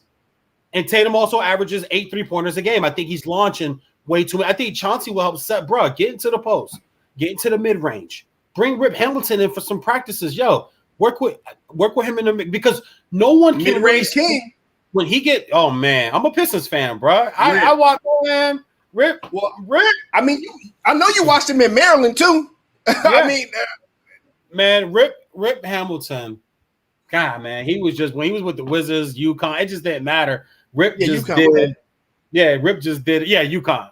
Rip just did. When you said Maryland, I thought you were referring to the Maryland courts he would go play on out there when he was with the Wizards. He did that too. He used to do that too. But I would I call Rip and say, look, can you come in and work with Tatum and work on the mid, go get him into the mid range? That frees up more on the outside. Like I said, they still have players there. That's why I don't think that that's why I'm blaming Dave for this, because it's like, bro, if you really kind of look around, you guys got to stay healthy. Maybe address the training staff. Like, what's going on? Why is everybody always hurt? Why can't we ever put a full team out on the court? Maybe address some of that. It's for him to just do this. I just feel like, man, you're succumbing to like social media and shit. It's the pressures of, they ain't doing it for you. You got to get out of there. They ain't this for you. You got to leave. I think he's succumbing to that, and that I don't like. But if I'm Chauncey and I'm with the front office and I'm like, you know what? They said they'll do Tatum for Lillard. Do it. And I'll have us in the conference finals in 2 years. Because I could get this younger. I can get this kid longer, rangier. To defend, you got to be more longer on the perimeter now in the league because everybody spreads everything out. I'd much rather work with this. And shit, he can give me 50. He can give us 40. He can give us the same stuff Dame's giving us. Exactly. And then now you have CJ. Let's get CJ back in. Maybe we resign Melo. Maybe we don't. Maybe that money frees up for another free agent. You still got Nurkic there. You still have Rodney Hood. You still have some young. You got Gary Trent Jr. So that's why I think him pulling this move is just out, man. This is a funny one. I don't think it'll happen. Well, these two are funny. Before I get to my other two, I don't think either one of them happen. But I want to throw my own team in there. If you're Detroit Pistons, do you do it with the number 1 pick? I mean, it doesn't make Dame happy because we're worse than Portland. But if you're Detroit, you're going. If you're Detroit, you're going to Cunningham and you're just rebuilding. Yeah, you just rebuild. Take Cade. I mean, Cade is out in 2 years. He's not staying. Yeah, exactly. Right. So I mean, you got a guy coming in that's going to be 19 years old, basically. He's going to come in. He's got the next 7 years ahead of him at the least that he's going to be there. You can build around that. And the Portland is not going to trade Dame there anyway. But even if they were willing to, I stick with the first, with the number 1 pick. Take Cade Cunningham, build around him. Make him your star. Make him get Detroit back to prominence. Do it. I just want, like I said, I was being selfish. I just wanted to throw my own team in there. All right, and then another stupid one I got because I think you slide their point to the 2, you slide their 2 to the 3. They already have a grade 4 and a young 5 and a veteran 5, and you got a super team. The Golden State Warriors. I kind of had a feeling that's where you was going. I kind of had that feeling. You trade picks 5 and 12. I had that feeling. And you trade Weissman. And you trade Weissman. Weissman would have to be involved. He would. Weissman and picks 5 and 12. Yeah. Weissman would have to be. It's CJ's team. What's that? And now it's CJ's team. Yeah, it's CJ's team. CJ's team. It's CJ's team at that point, and you're building. But I think he's 30 also as well, so he got a few more years himself, especially with that back. So you're really building around Weissman if you make this trade. Weissman is your future at 20 years old if you make that trade. Now, if I'm the Warriors, you go for that all day. You might have to throw in some extra because I don't think you can do it with just Weissman. We talked about the money and the different things matching up. There's going to have to be something else involved there. But do you throw Draymond in? Probably gonna have to be Draymond. I mean, it's probably gonna have to be Draymond because you don't know. So hard. They would, but here's the thing: you don't know what Clay. You don't know what Clay has left coming back after 2 really serious injuries. Yeah, you do. Yeah, you do. So, don't do that. Don't do that. Don't do that. No, okay. Let me specify. Fine. He's going to be a shooter still. That's fine. But you don't know if he's still going to be the defensive guy he once was with the lateral movement, trying to stay in front of some of these quicker guys. How did Kevin Durant look this year? Kevin Durant's not the defender that Klay Thompson ever was on the ball. Is Kevin Durant a better defender than he was in Oklahoma City when he got to Golden State and became a defender? Is Kevin Durant a better defender? Did Kevin Durant defend greatly this season? When he wants to, yeah. He can defend when he wants to. Okay. But he didn't have two back-to-back injuries. True. Klay is coming for ACL and the ACL not the same no more, man. ACL not the same thing. I get that. But we're talking about Achilles. But we're talking about 2 lower extremity injuries, okay? Back to back like that. He's missed 2 seasons. Yeah, he's still going to be a shooter. I'll give you that. That's fine. You don't know what he has left on defense. Now, he may still be great. I don't expect him to be exactly the same, all right? I don't expect to be exactly the same. But he'll still be great, though. I got to keep talking. I got to get my charger, I'm sitting here in my drawers. So I don't want nobody to see me. Oh my Lord. Okay, it's all good. But no, like I said, you don't. You know how we do at home, man. When you sitting at home, bro. When I do Zooms with a suit and a tie, man, I be saying I have a shirt, a suit, a tie on, and some drawers on. They don't see the drawers. I got to get my charger through. But it's all. But go ahead. Finish with your point. No, so. More so what I'm saying, Draymond would have to be involved in this trade. There's just no way around it. Now, VJ, you mentioned his feelings would be, and yes, they would be hurt. We know that. We know Draymond. He is not expecting at all to be traded away from the Golden State Warriors. I'm sure he feels his career is going to end there. If they get the right deal, that would be Dame. Draymond is gone. I'm just going to put it, I'm going to put it like that. Draymond's gone if they can get Damian Lillard. Okay, so you got Draymond, you got Wiseman, you got the 2 picks, the 2 lottery picks that the Warriors have this year.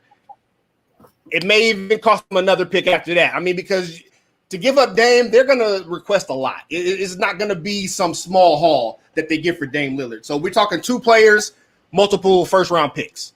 Okay, you got 2 lottery picks this year, but they're not, and I think it's actually 7 and 14 that they have. That the Warriors, I think it's 7 and 14 that the Warriors. You can look it up, but I think it's 7 and 14 that the Warriors. No, I mean you could be right. I thought it was 5 and 12. Yeah, I think it's 7 and 14. But one is a very late. One of them is a very late lottery pick. The other one is top 5 to 7. Well, I mean, Donovan Mitchell was picked 13. Devin Booker was picked 13. That's true. But look at this. It happens. But since Jerry West left, the Warriors have not been great drafting players. Most of the guys they picked since Jerry West left, they're not even on the team anymore. I don't know. I can't agree with that, man. They always picking 28, 29, 30th over the last 5 years. They've been going to the finals, bro. And then when they get the number 2 pick overall, they draft Wiseman, who people think Wiseman's going to be better than DeAndre Ayton. Wiseman's going to be better than him. Well, it's taken DeAndre Ayton a little while to develop. It has. It really has. There's been some things involved in that. It's taken a while. So he might be at his plateau. I know he's playing in the playoffs this year, but when I just watch him, it's like, could you imagine him on a perimeter? Because that's what this game does, right? It takes the big man and put him on the 3-point line eventually. And I'm just watching his form and his style. I'm just like, man, if they ever force that guy to have to go out on the 3-point line, he's gonna be screwed in this league. Well, I'm gonna tell you like this. Here's the thing that I fear for Phoenix and their fans with the DeAndre Ayton. When Chris Paul is gone, I fear him becoming DeAndre Jordan. That's what I fear. Oh yeah, DeAndre Jordan had really no offensive game without Chris Paul. No, he was worth nothing without. You know what though? To credit to Chris Paul, and I bang on him enough because I want another player that I'm just not a fan of, and I don't like guys to circumvent the game, and I don't like dirty players, and he is and does both. He's a dirty player. Yeah, he definitely is. And I don't like dirty players. I don't like cheaters, and I don't like dirty players. I never cheated, and I never played. I never cheated, and I never played, and I never played dirty. But the one thing about him, he made Tyson Chandler. I mean, Tyson Chandler catch a lot of DeAndre Jordan, so he's done it. And when he got there now, like I said, DeAndre Ayton, he looks like a world beater. And I'm watching as the finals go. This is going because as the finals go, here's Chris Paul. That game 4 the other night, bro. Like there's no can't. They need to get rid of that God shit. You can't have that game. You can't have that game. Horrible. I don't know if he's injured still or something, but something's going on with Chris Paul because he just didn't look right the other night. He just didn't look right. What he does is a lot of like what LeBron does. He knows how to pace himself. So when you get a chance to have them big moments, like the closeout games, right? Like the closeout games that he's had in his playoffs, it looks great. And we are mind fucked and zombies of what's happened lately. So that's what we take that and we wake up the next morning and now he's better than Isaiah Thomas. He's better than Stephen Curry. He's better. I won't go there. But I'm not going there either. I'm just telling you what's said. And I hear it. Was irresponsibly put out for us to see and listen to and watch. But you and I are in the industry deep, bro. Like we don't fall to that. But we're small. The people in our industry, we're small compared to the fan base that watches it. Exactly. So you get that. But I'm watching the finals, and as the finals go, I'm watching him crash like that. All right. So my 2 surprise teams. All right. Nobody has mentioned and said, and I think it works for both teams. The Milwaukee Bucks. Okay. We know they're not. We know they're not getting Giannis. Fine, but no. Anybody else is up for grabs. Who's better, Dame or Middleton? Giannis is the only one that's who's better, Dame or Holiday? Anybody else is up. Even if you had to do Dame for Middleton and a Holiday, you have to put that with Giannis. You still have Connaughton. You still have Lopez. Yeah. You still have Tucker. You still, and once again, you're going to get somebody in free agency. Somebody's going to come over. You can get a trade from somebody. Somebody's going to get bought out and look at your situation. Shit, Blake ran to Brooklyn because he thought they were going to win a championship. Yeah. Oh yeah. Honestly, of course. Kevin Love's going to get bought out. Drummond drafted by my Pistons, but once he got released from Cleveland, he ran to LA because he thought LA was going to win the championship. He didn't think that it was a great fit. He was just like, I'm just trying to go win. So somebody, if the Bucks pull this off, which they're going to, which I predicted, and then when they win the championship, you could see a veteran probably next year in February or March get disgruntled, don't want to be here, fine, buy me out. But shit, I'm going to Milwaukee. Cold as shit, racist as hell. My boy John Henson, that played with my nephew Kendall Marshall at Carolina, went through the watch store incident when the police ran up in there on him. We know what Milwaukee Police Department done. We know the vibe up there. Ain't a lot of brothers. If I'm a free agent, if they ain't champions, I want no part of that city. I want no part of that city. So, but guys that get bought out, they look and they go, hey, I'll go here because they think they win championship. I threw Milwaukee down, and I'm like, because if you win a championship, what would that show Giannis? Because Giannis showed you I signed the Supermax, I'm here.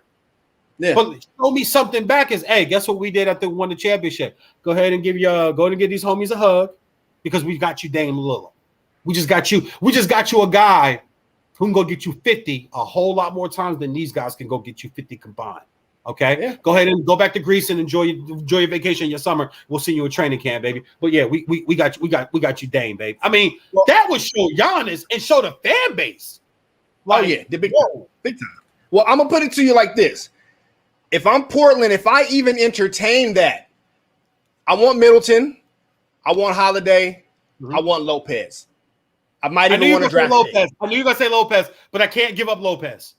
I want all. Then we don't have a deal. No, we don't. Okay, so how about? Okay, so let me rebuttal. I gotta get Lopez. You're Portland. I'm Milwaukee. Let me rebuttal.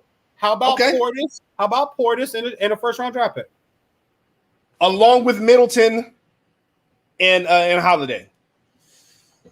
Ooh, that's attractive. And how about $3 to maybe $5 million cash consideration?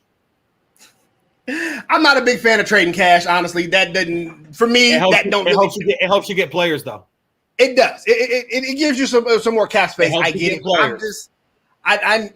Yeah, I'm honestly, I would take another draft pick over that. I just would. I would take another draft pick to build for the future over that. You want 2 of my first? Yeah, give me because well, here's the thing: they're going to be late picks anyway. That's fine. That's fine. I'm just asking. Late picks. You want 2 of my first? Holiday and Middleton for Dame. Where's Lopez? No, you can't have Lopez. You can't have Lopez. I'm giving you Porters. Can't have Lopez. I'm giving you Porters. You know what I tell you? If you want Lopez, you don't get no first round pick. What? If you want Lopez, you don't get no picks. If you want Holiday, Middleton, and Lopez, you don't get any picks. I'm fine with that. I'm fine with no picks. If I get Lopez, Middleton, and Holiday, I'll take. And you put Holiday and CJ, and now you got Middleton at the 3. Come on, I'll take and Lopez at the 5.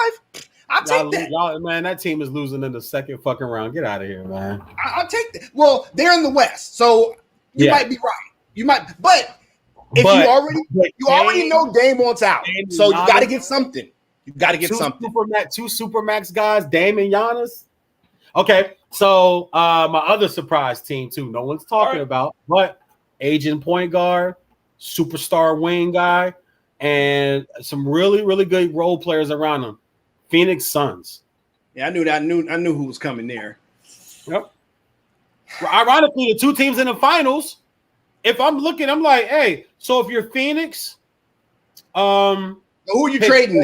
If you're Phoenix, I guess I'm about to go to. So Chris CP's got to be in it. Okay. Because he's gonna be looking for a new deal. Yeah. He's gonna be looking for a new deal. He can do a sign and trade. He's a free agent, so he can do a sign and trade.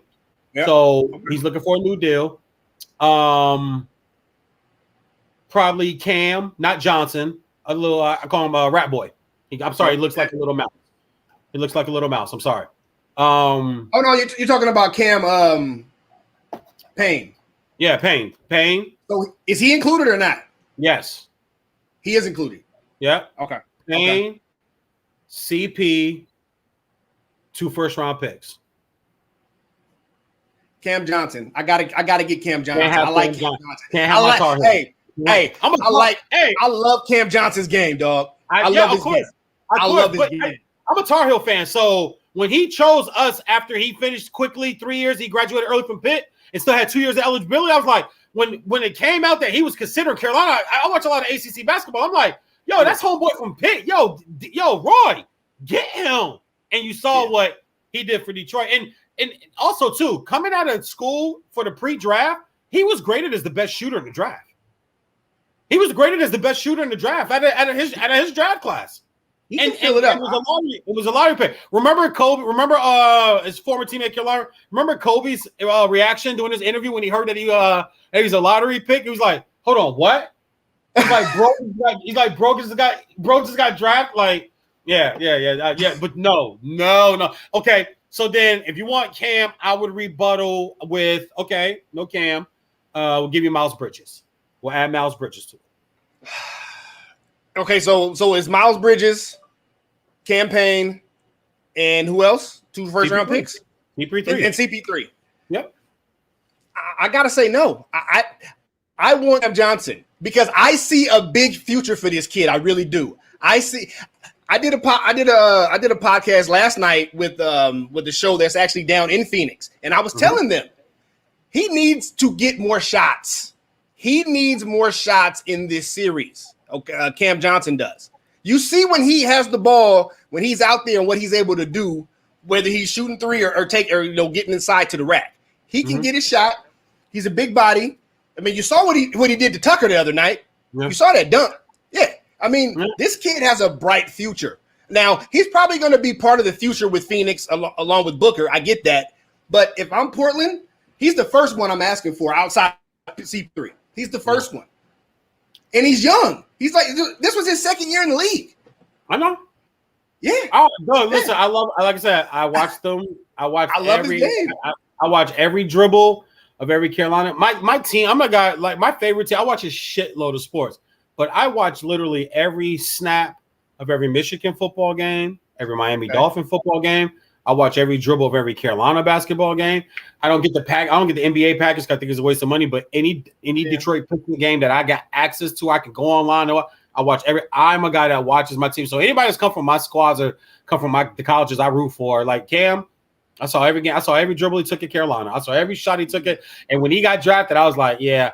But I also saw a guy named Danny Green play the same way. And when you get to the league, I think the league has a way of putting people in a box and just saying, okay, you're that. Danny can do a lot more than he's allowed to do. I've seen it. Oh, yeah.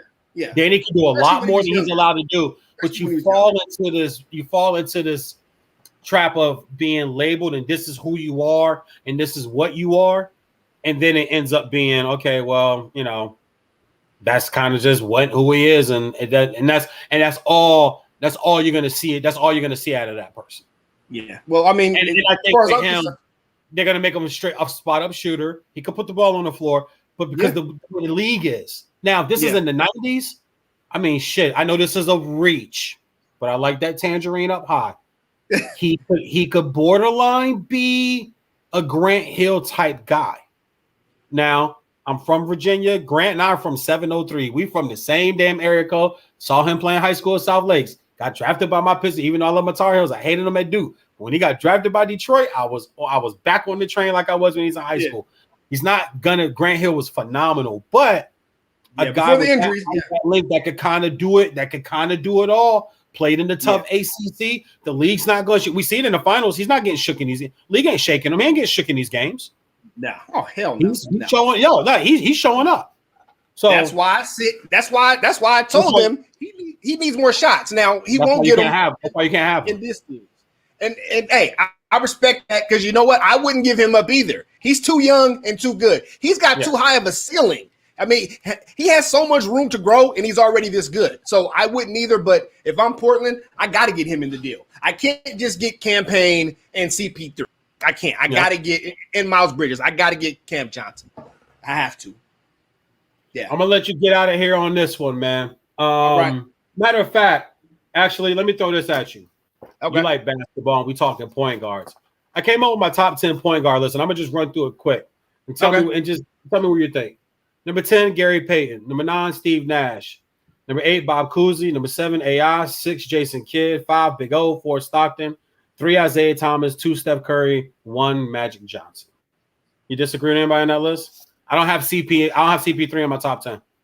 Yeah, I was going to ask you about. Did I hear Jason Kidd? I have Walt Frazier over CP3. Okay. Did I hear Jason Kidd in there? No. Yeah. Kidd's at number 6. Okay. That's not a bad list. Yeah. 5-time assist champ, 10-time. I mean, 10 times in his career. I like durability. 10 times in Jason Kidd's career, he started 80 or 82 games in the season.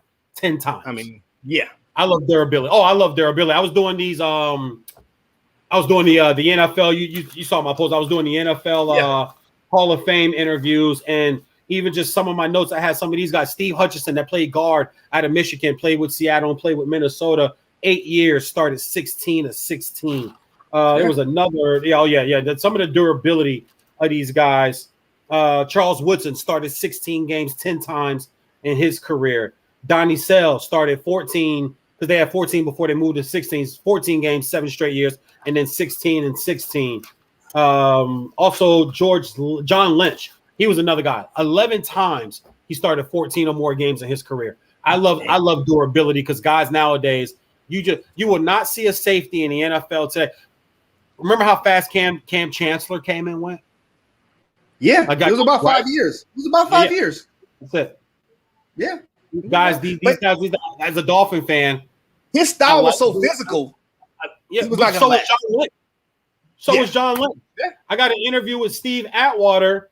I got an interview with Steve Atwater. 8 straight years, 16-16 for the Broncos. Hey, Steve Atwater was a beast.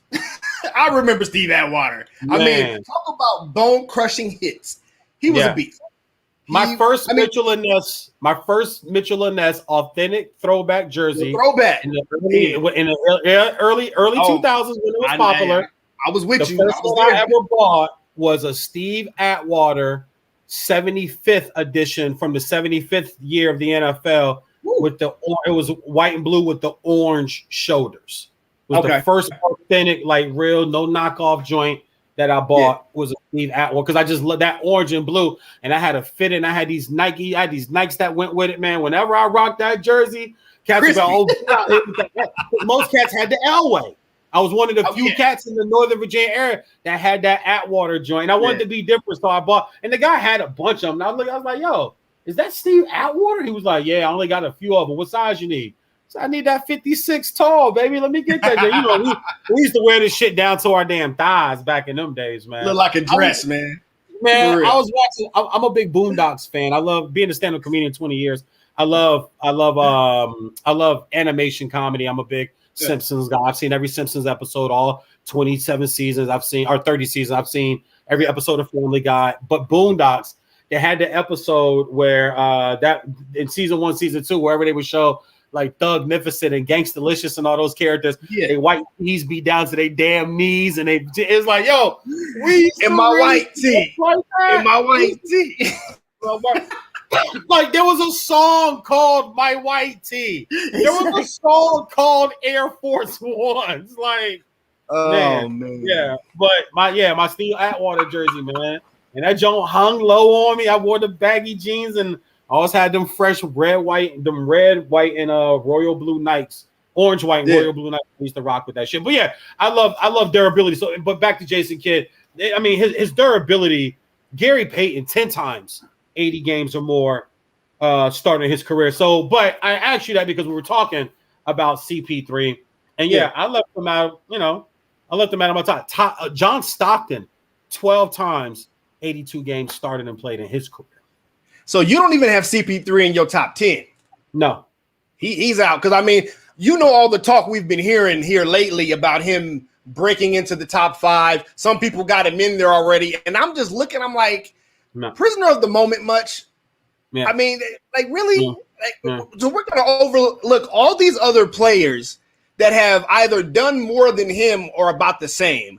And we're just going to throw him in there because he finally made it to the finals after 16 years. Well, here's the thing. I talk about durability, right? He's only played 80 to 82 games 3 times. I know he has the 6 steals champion. He six times led the league in steals, 10-time All-NBA, 4-time assists.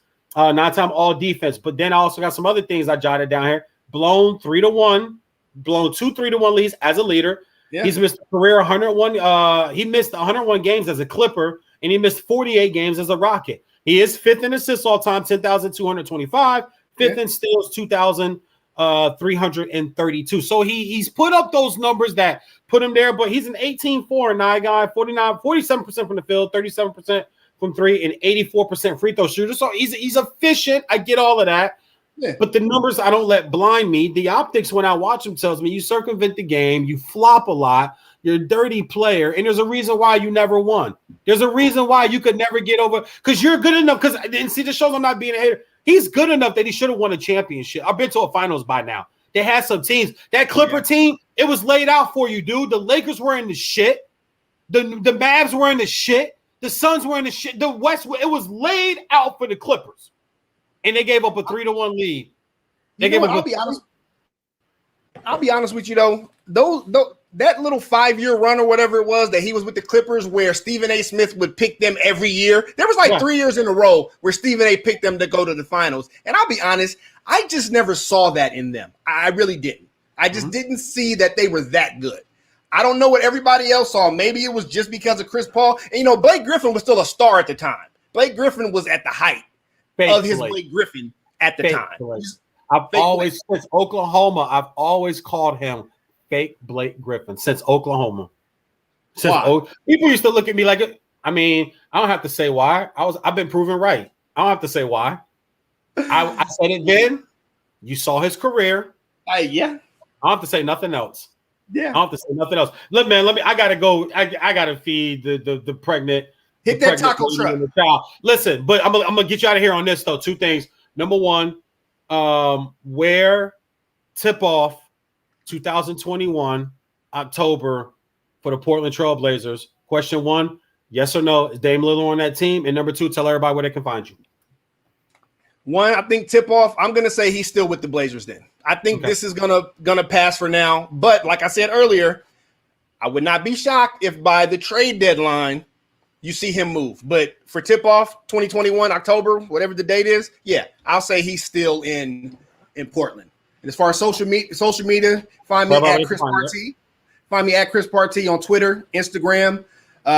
Check me out on fullpresscoverage.com every week. I do a few articles a week. And you can check out my podcast there, too, the Courtside Crossover with Chris Partee. That's where you find me. Hey, brother, this was fun, man. For real, hey, we got to do this again. Bro, we just getting started. Trust me, we just getting started. You're a big football head. So am I. We honestly could have gone 3 hours. I know you got stuff to do, but we could have gone. Bro, let me tell you something. We could have gone 4 or 5. We could have gone 4 or 5. Listen. I keep it a buck, man. I'm very confident in my skill set. It's very few people can hang and fuck with me, bro. I can do a 5-hour show, and I mean that. Yeah, I do a 5-hour show. I have notes and notes and notes and shit. I've been writing. I write notes over days. If something happens, I'll grab and I have multiple pads. I have multiple pads that I use. And if I grab something, I got loose leaf sheets of paper of notes and shit. This is what I want to do, dog, until I die. My kids, they don't know it. My kids gonna have a show when they 8 years old. They're gonna have their own sports talk show, and they're 8 years old. I'm gonna be the first father, daughter, son sports talk show combination, dead ass serious. But I respect your game, man, and I love the way you talk your sports. And we definitely got to get you back on. I got to get over on your show too and on your platform. But during football season, we got to set that up. Football season, I do 4 or 5 shows a week because I am a football because I cover high school. I call games for high school for Fox Sports West, and I call games for college for ESPN Radio. So, and then I love the NFL. So I talk high school, college, and NFL. So I do 4 or 5. So football season, you play fantasy? I had a 12-year stretch where I played it every year. I was league commissioner, but I haven't done it in a few years now. It's been about 5-6 years for me since I played. People who don't play fantasy anymore are like people to me who quit smoking weed. What the fuck are you doing? The fuck is wrong with you? Don't ask me what's wrong with me because I still smoke weed. Why the fuck did you quit? Well, I got a job. You don't know about Q-Carbo 30. You don't know about Q-Carbo 32. They saw that shit at GNC, bro. That shit works. It passes you. You ain't trying to get to you ain't Sha'Carri Richardson. You ain't trying to get to the Olympics. You trying to get a job at T-Mobile. Shut the fuck. Get the fuck out of here, man. I stopped smoking because my job. Man, what? Let me tell y'all something, man. So whenever I hear people go, man, I used to play fantasy, but I don't. I just go, man, I was in it. Yeah. I do this year. I'm doing 25 leagues this year. See, now that's just too much. 25 leagues? My highest number was 43. Damn. And 1 year, I have the proof. You can go back and, you can go back. As long as you got your login, you can always go back and look at your old team. Yeah. And 1 year, I did 43 leagues. I only had 3 teams under 500. And I won 15 championships. And I kept up with people keep saying, oh, it takes so much time. No, it doesn't, dude. You do it while you're taking your shit in the morning, or you do it while you're sitting in the sauna at the gym, or sitting in the steam room at the gym. And 9 times out of 10, your week coming up game, unless you got 4 guys from the same bye, you don't take out Pat Mahomes, you don't take out Kelsey, you don't take out Derrick Henry, you don't take out Saquon Barkley, you don't take out Jefferson. There's certain guys, like Kyler Murray was one of my quarterbacks for 4 of my teams last year. I didn't touch him. He played 16 games. I didn't touch him. It's even if I had another quarterback that I thought might have a bigger dance, but Kyler's going to give me rushing yards, rushing touchdowns. He's got DeAndre Hopkins, so he can run for 2 and throw for 1. So I'm going to get rushing numbers and points, and I'm going to get some. So, yeah, I'm going to just stick with. So when people go, oh, man, that's just too much, my sports arrogance, because I'm a very arrogant sports fan, and I'm people say the way to heal. The way to heal is to admit it, because I used to fight against that. When people, you think you know everything, and I'll be like, I kind of do. I know most of it. Yeah, I know most. And one of my nicknames is Mr. 8515, and people go, what does that mean? That means 85% of the shit I predicted say come true. If I had thousands of dollars, $100,000 to go to Vegas and bet on sports, I'd clean the fuck up. All day. I have a pad, I have a notebook where I pick every NFL game every week. And my goal is to get to the end of the season and see if I won 85% of the games. Last year, I came in at 83.4%. And I'm just picking Sunday games. And I look at the spread and I go, okay, because Vegas, people you can't beat Vegas. You might as well roll with them. You're going to find some surprises. But for the big shit, Just kind of Vegas. If Vegas is calling it a 4-point game, bro, it's going to be about a 6-5 or a 4-point game. Yeah. They know what they. You think you can outsmart them? Yes, you get 1 or 2, games like in the NBA betting on games. They find their suckers between an OG man, old man sipping some yak in the sports betting room at Bally's Hotel out there like 4 a.m. once told me. I was doing a live show and he's like, "What are you doing?" I'm doing a radio show. I said, "Come." I came and sat with me talking sports. They have all the spreads on the big monitor. You're looking around. He goes, "Vegas makes their money Tuesday to Thursday in the NBA because nobody's watching Memphis versus Orlando on a Tuesday night. That's the game that the refs can slow the action down if they want to keep this spread where it it's real shit, bro. Baseball, certain umpires have certain strike zones. Oh, yeah. Basketball, certain refs think this is a foul. Certain refs think hand is part of the ball. Yep. Depends on where exactly. That shit's all real, man. Like uncut gems. That shit's real, man. That's how Vegas built that city in the middle of a fucking desert. House wins. So I'm big on that with football, but we'll definitely get you back on for football, man. And this has been a pleasure, homie. For sure, man. I'm gonna holler at you soon too. No doubt, man. You already know what it is, man. Leave them snow bunnies alone out there, bro. I I should not have done that, but this water, man. Water. No, I shouldn't have said that. I shouldn't have. But this water.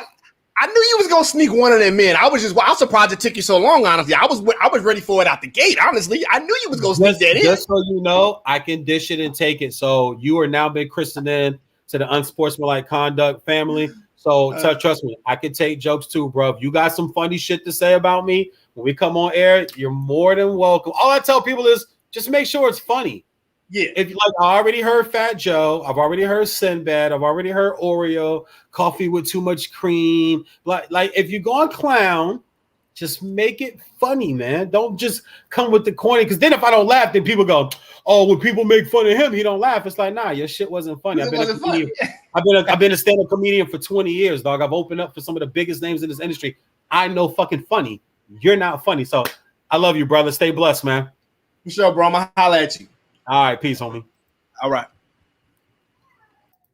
My man, Chris Party. All right, I'm out. I got to go feed the fam, man. I love you guys, man. VJ's Unsportsmanlike Conduct, Spreaker.com. I want to thank all my listeners and everybody for tuning in. I'll holler at y'all. Rest in peace, my man, Biz Marquis. Rest in peace, Biz Marquis. We love you, man. Make the music with your mouth, Biz. Appreciate everybody joining in on YouTube, man. I appreciate you guys. Got to go feed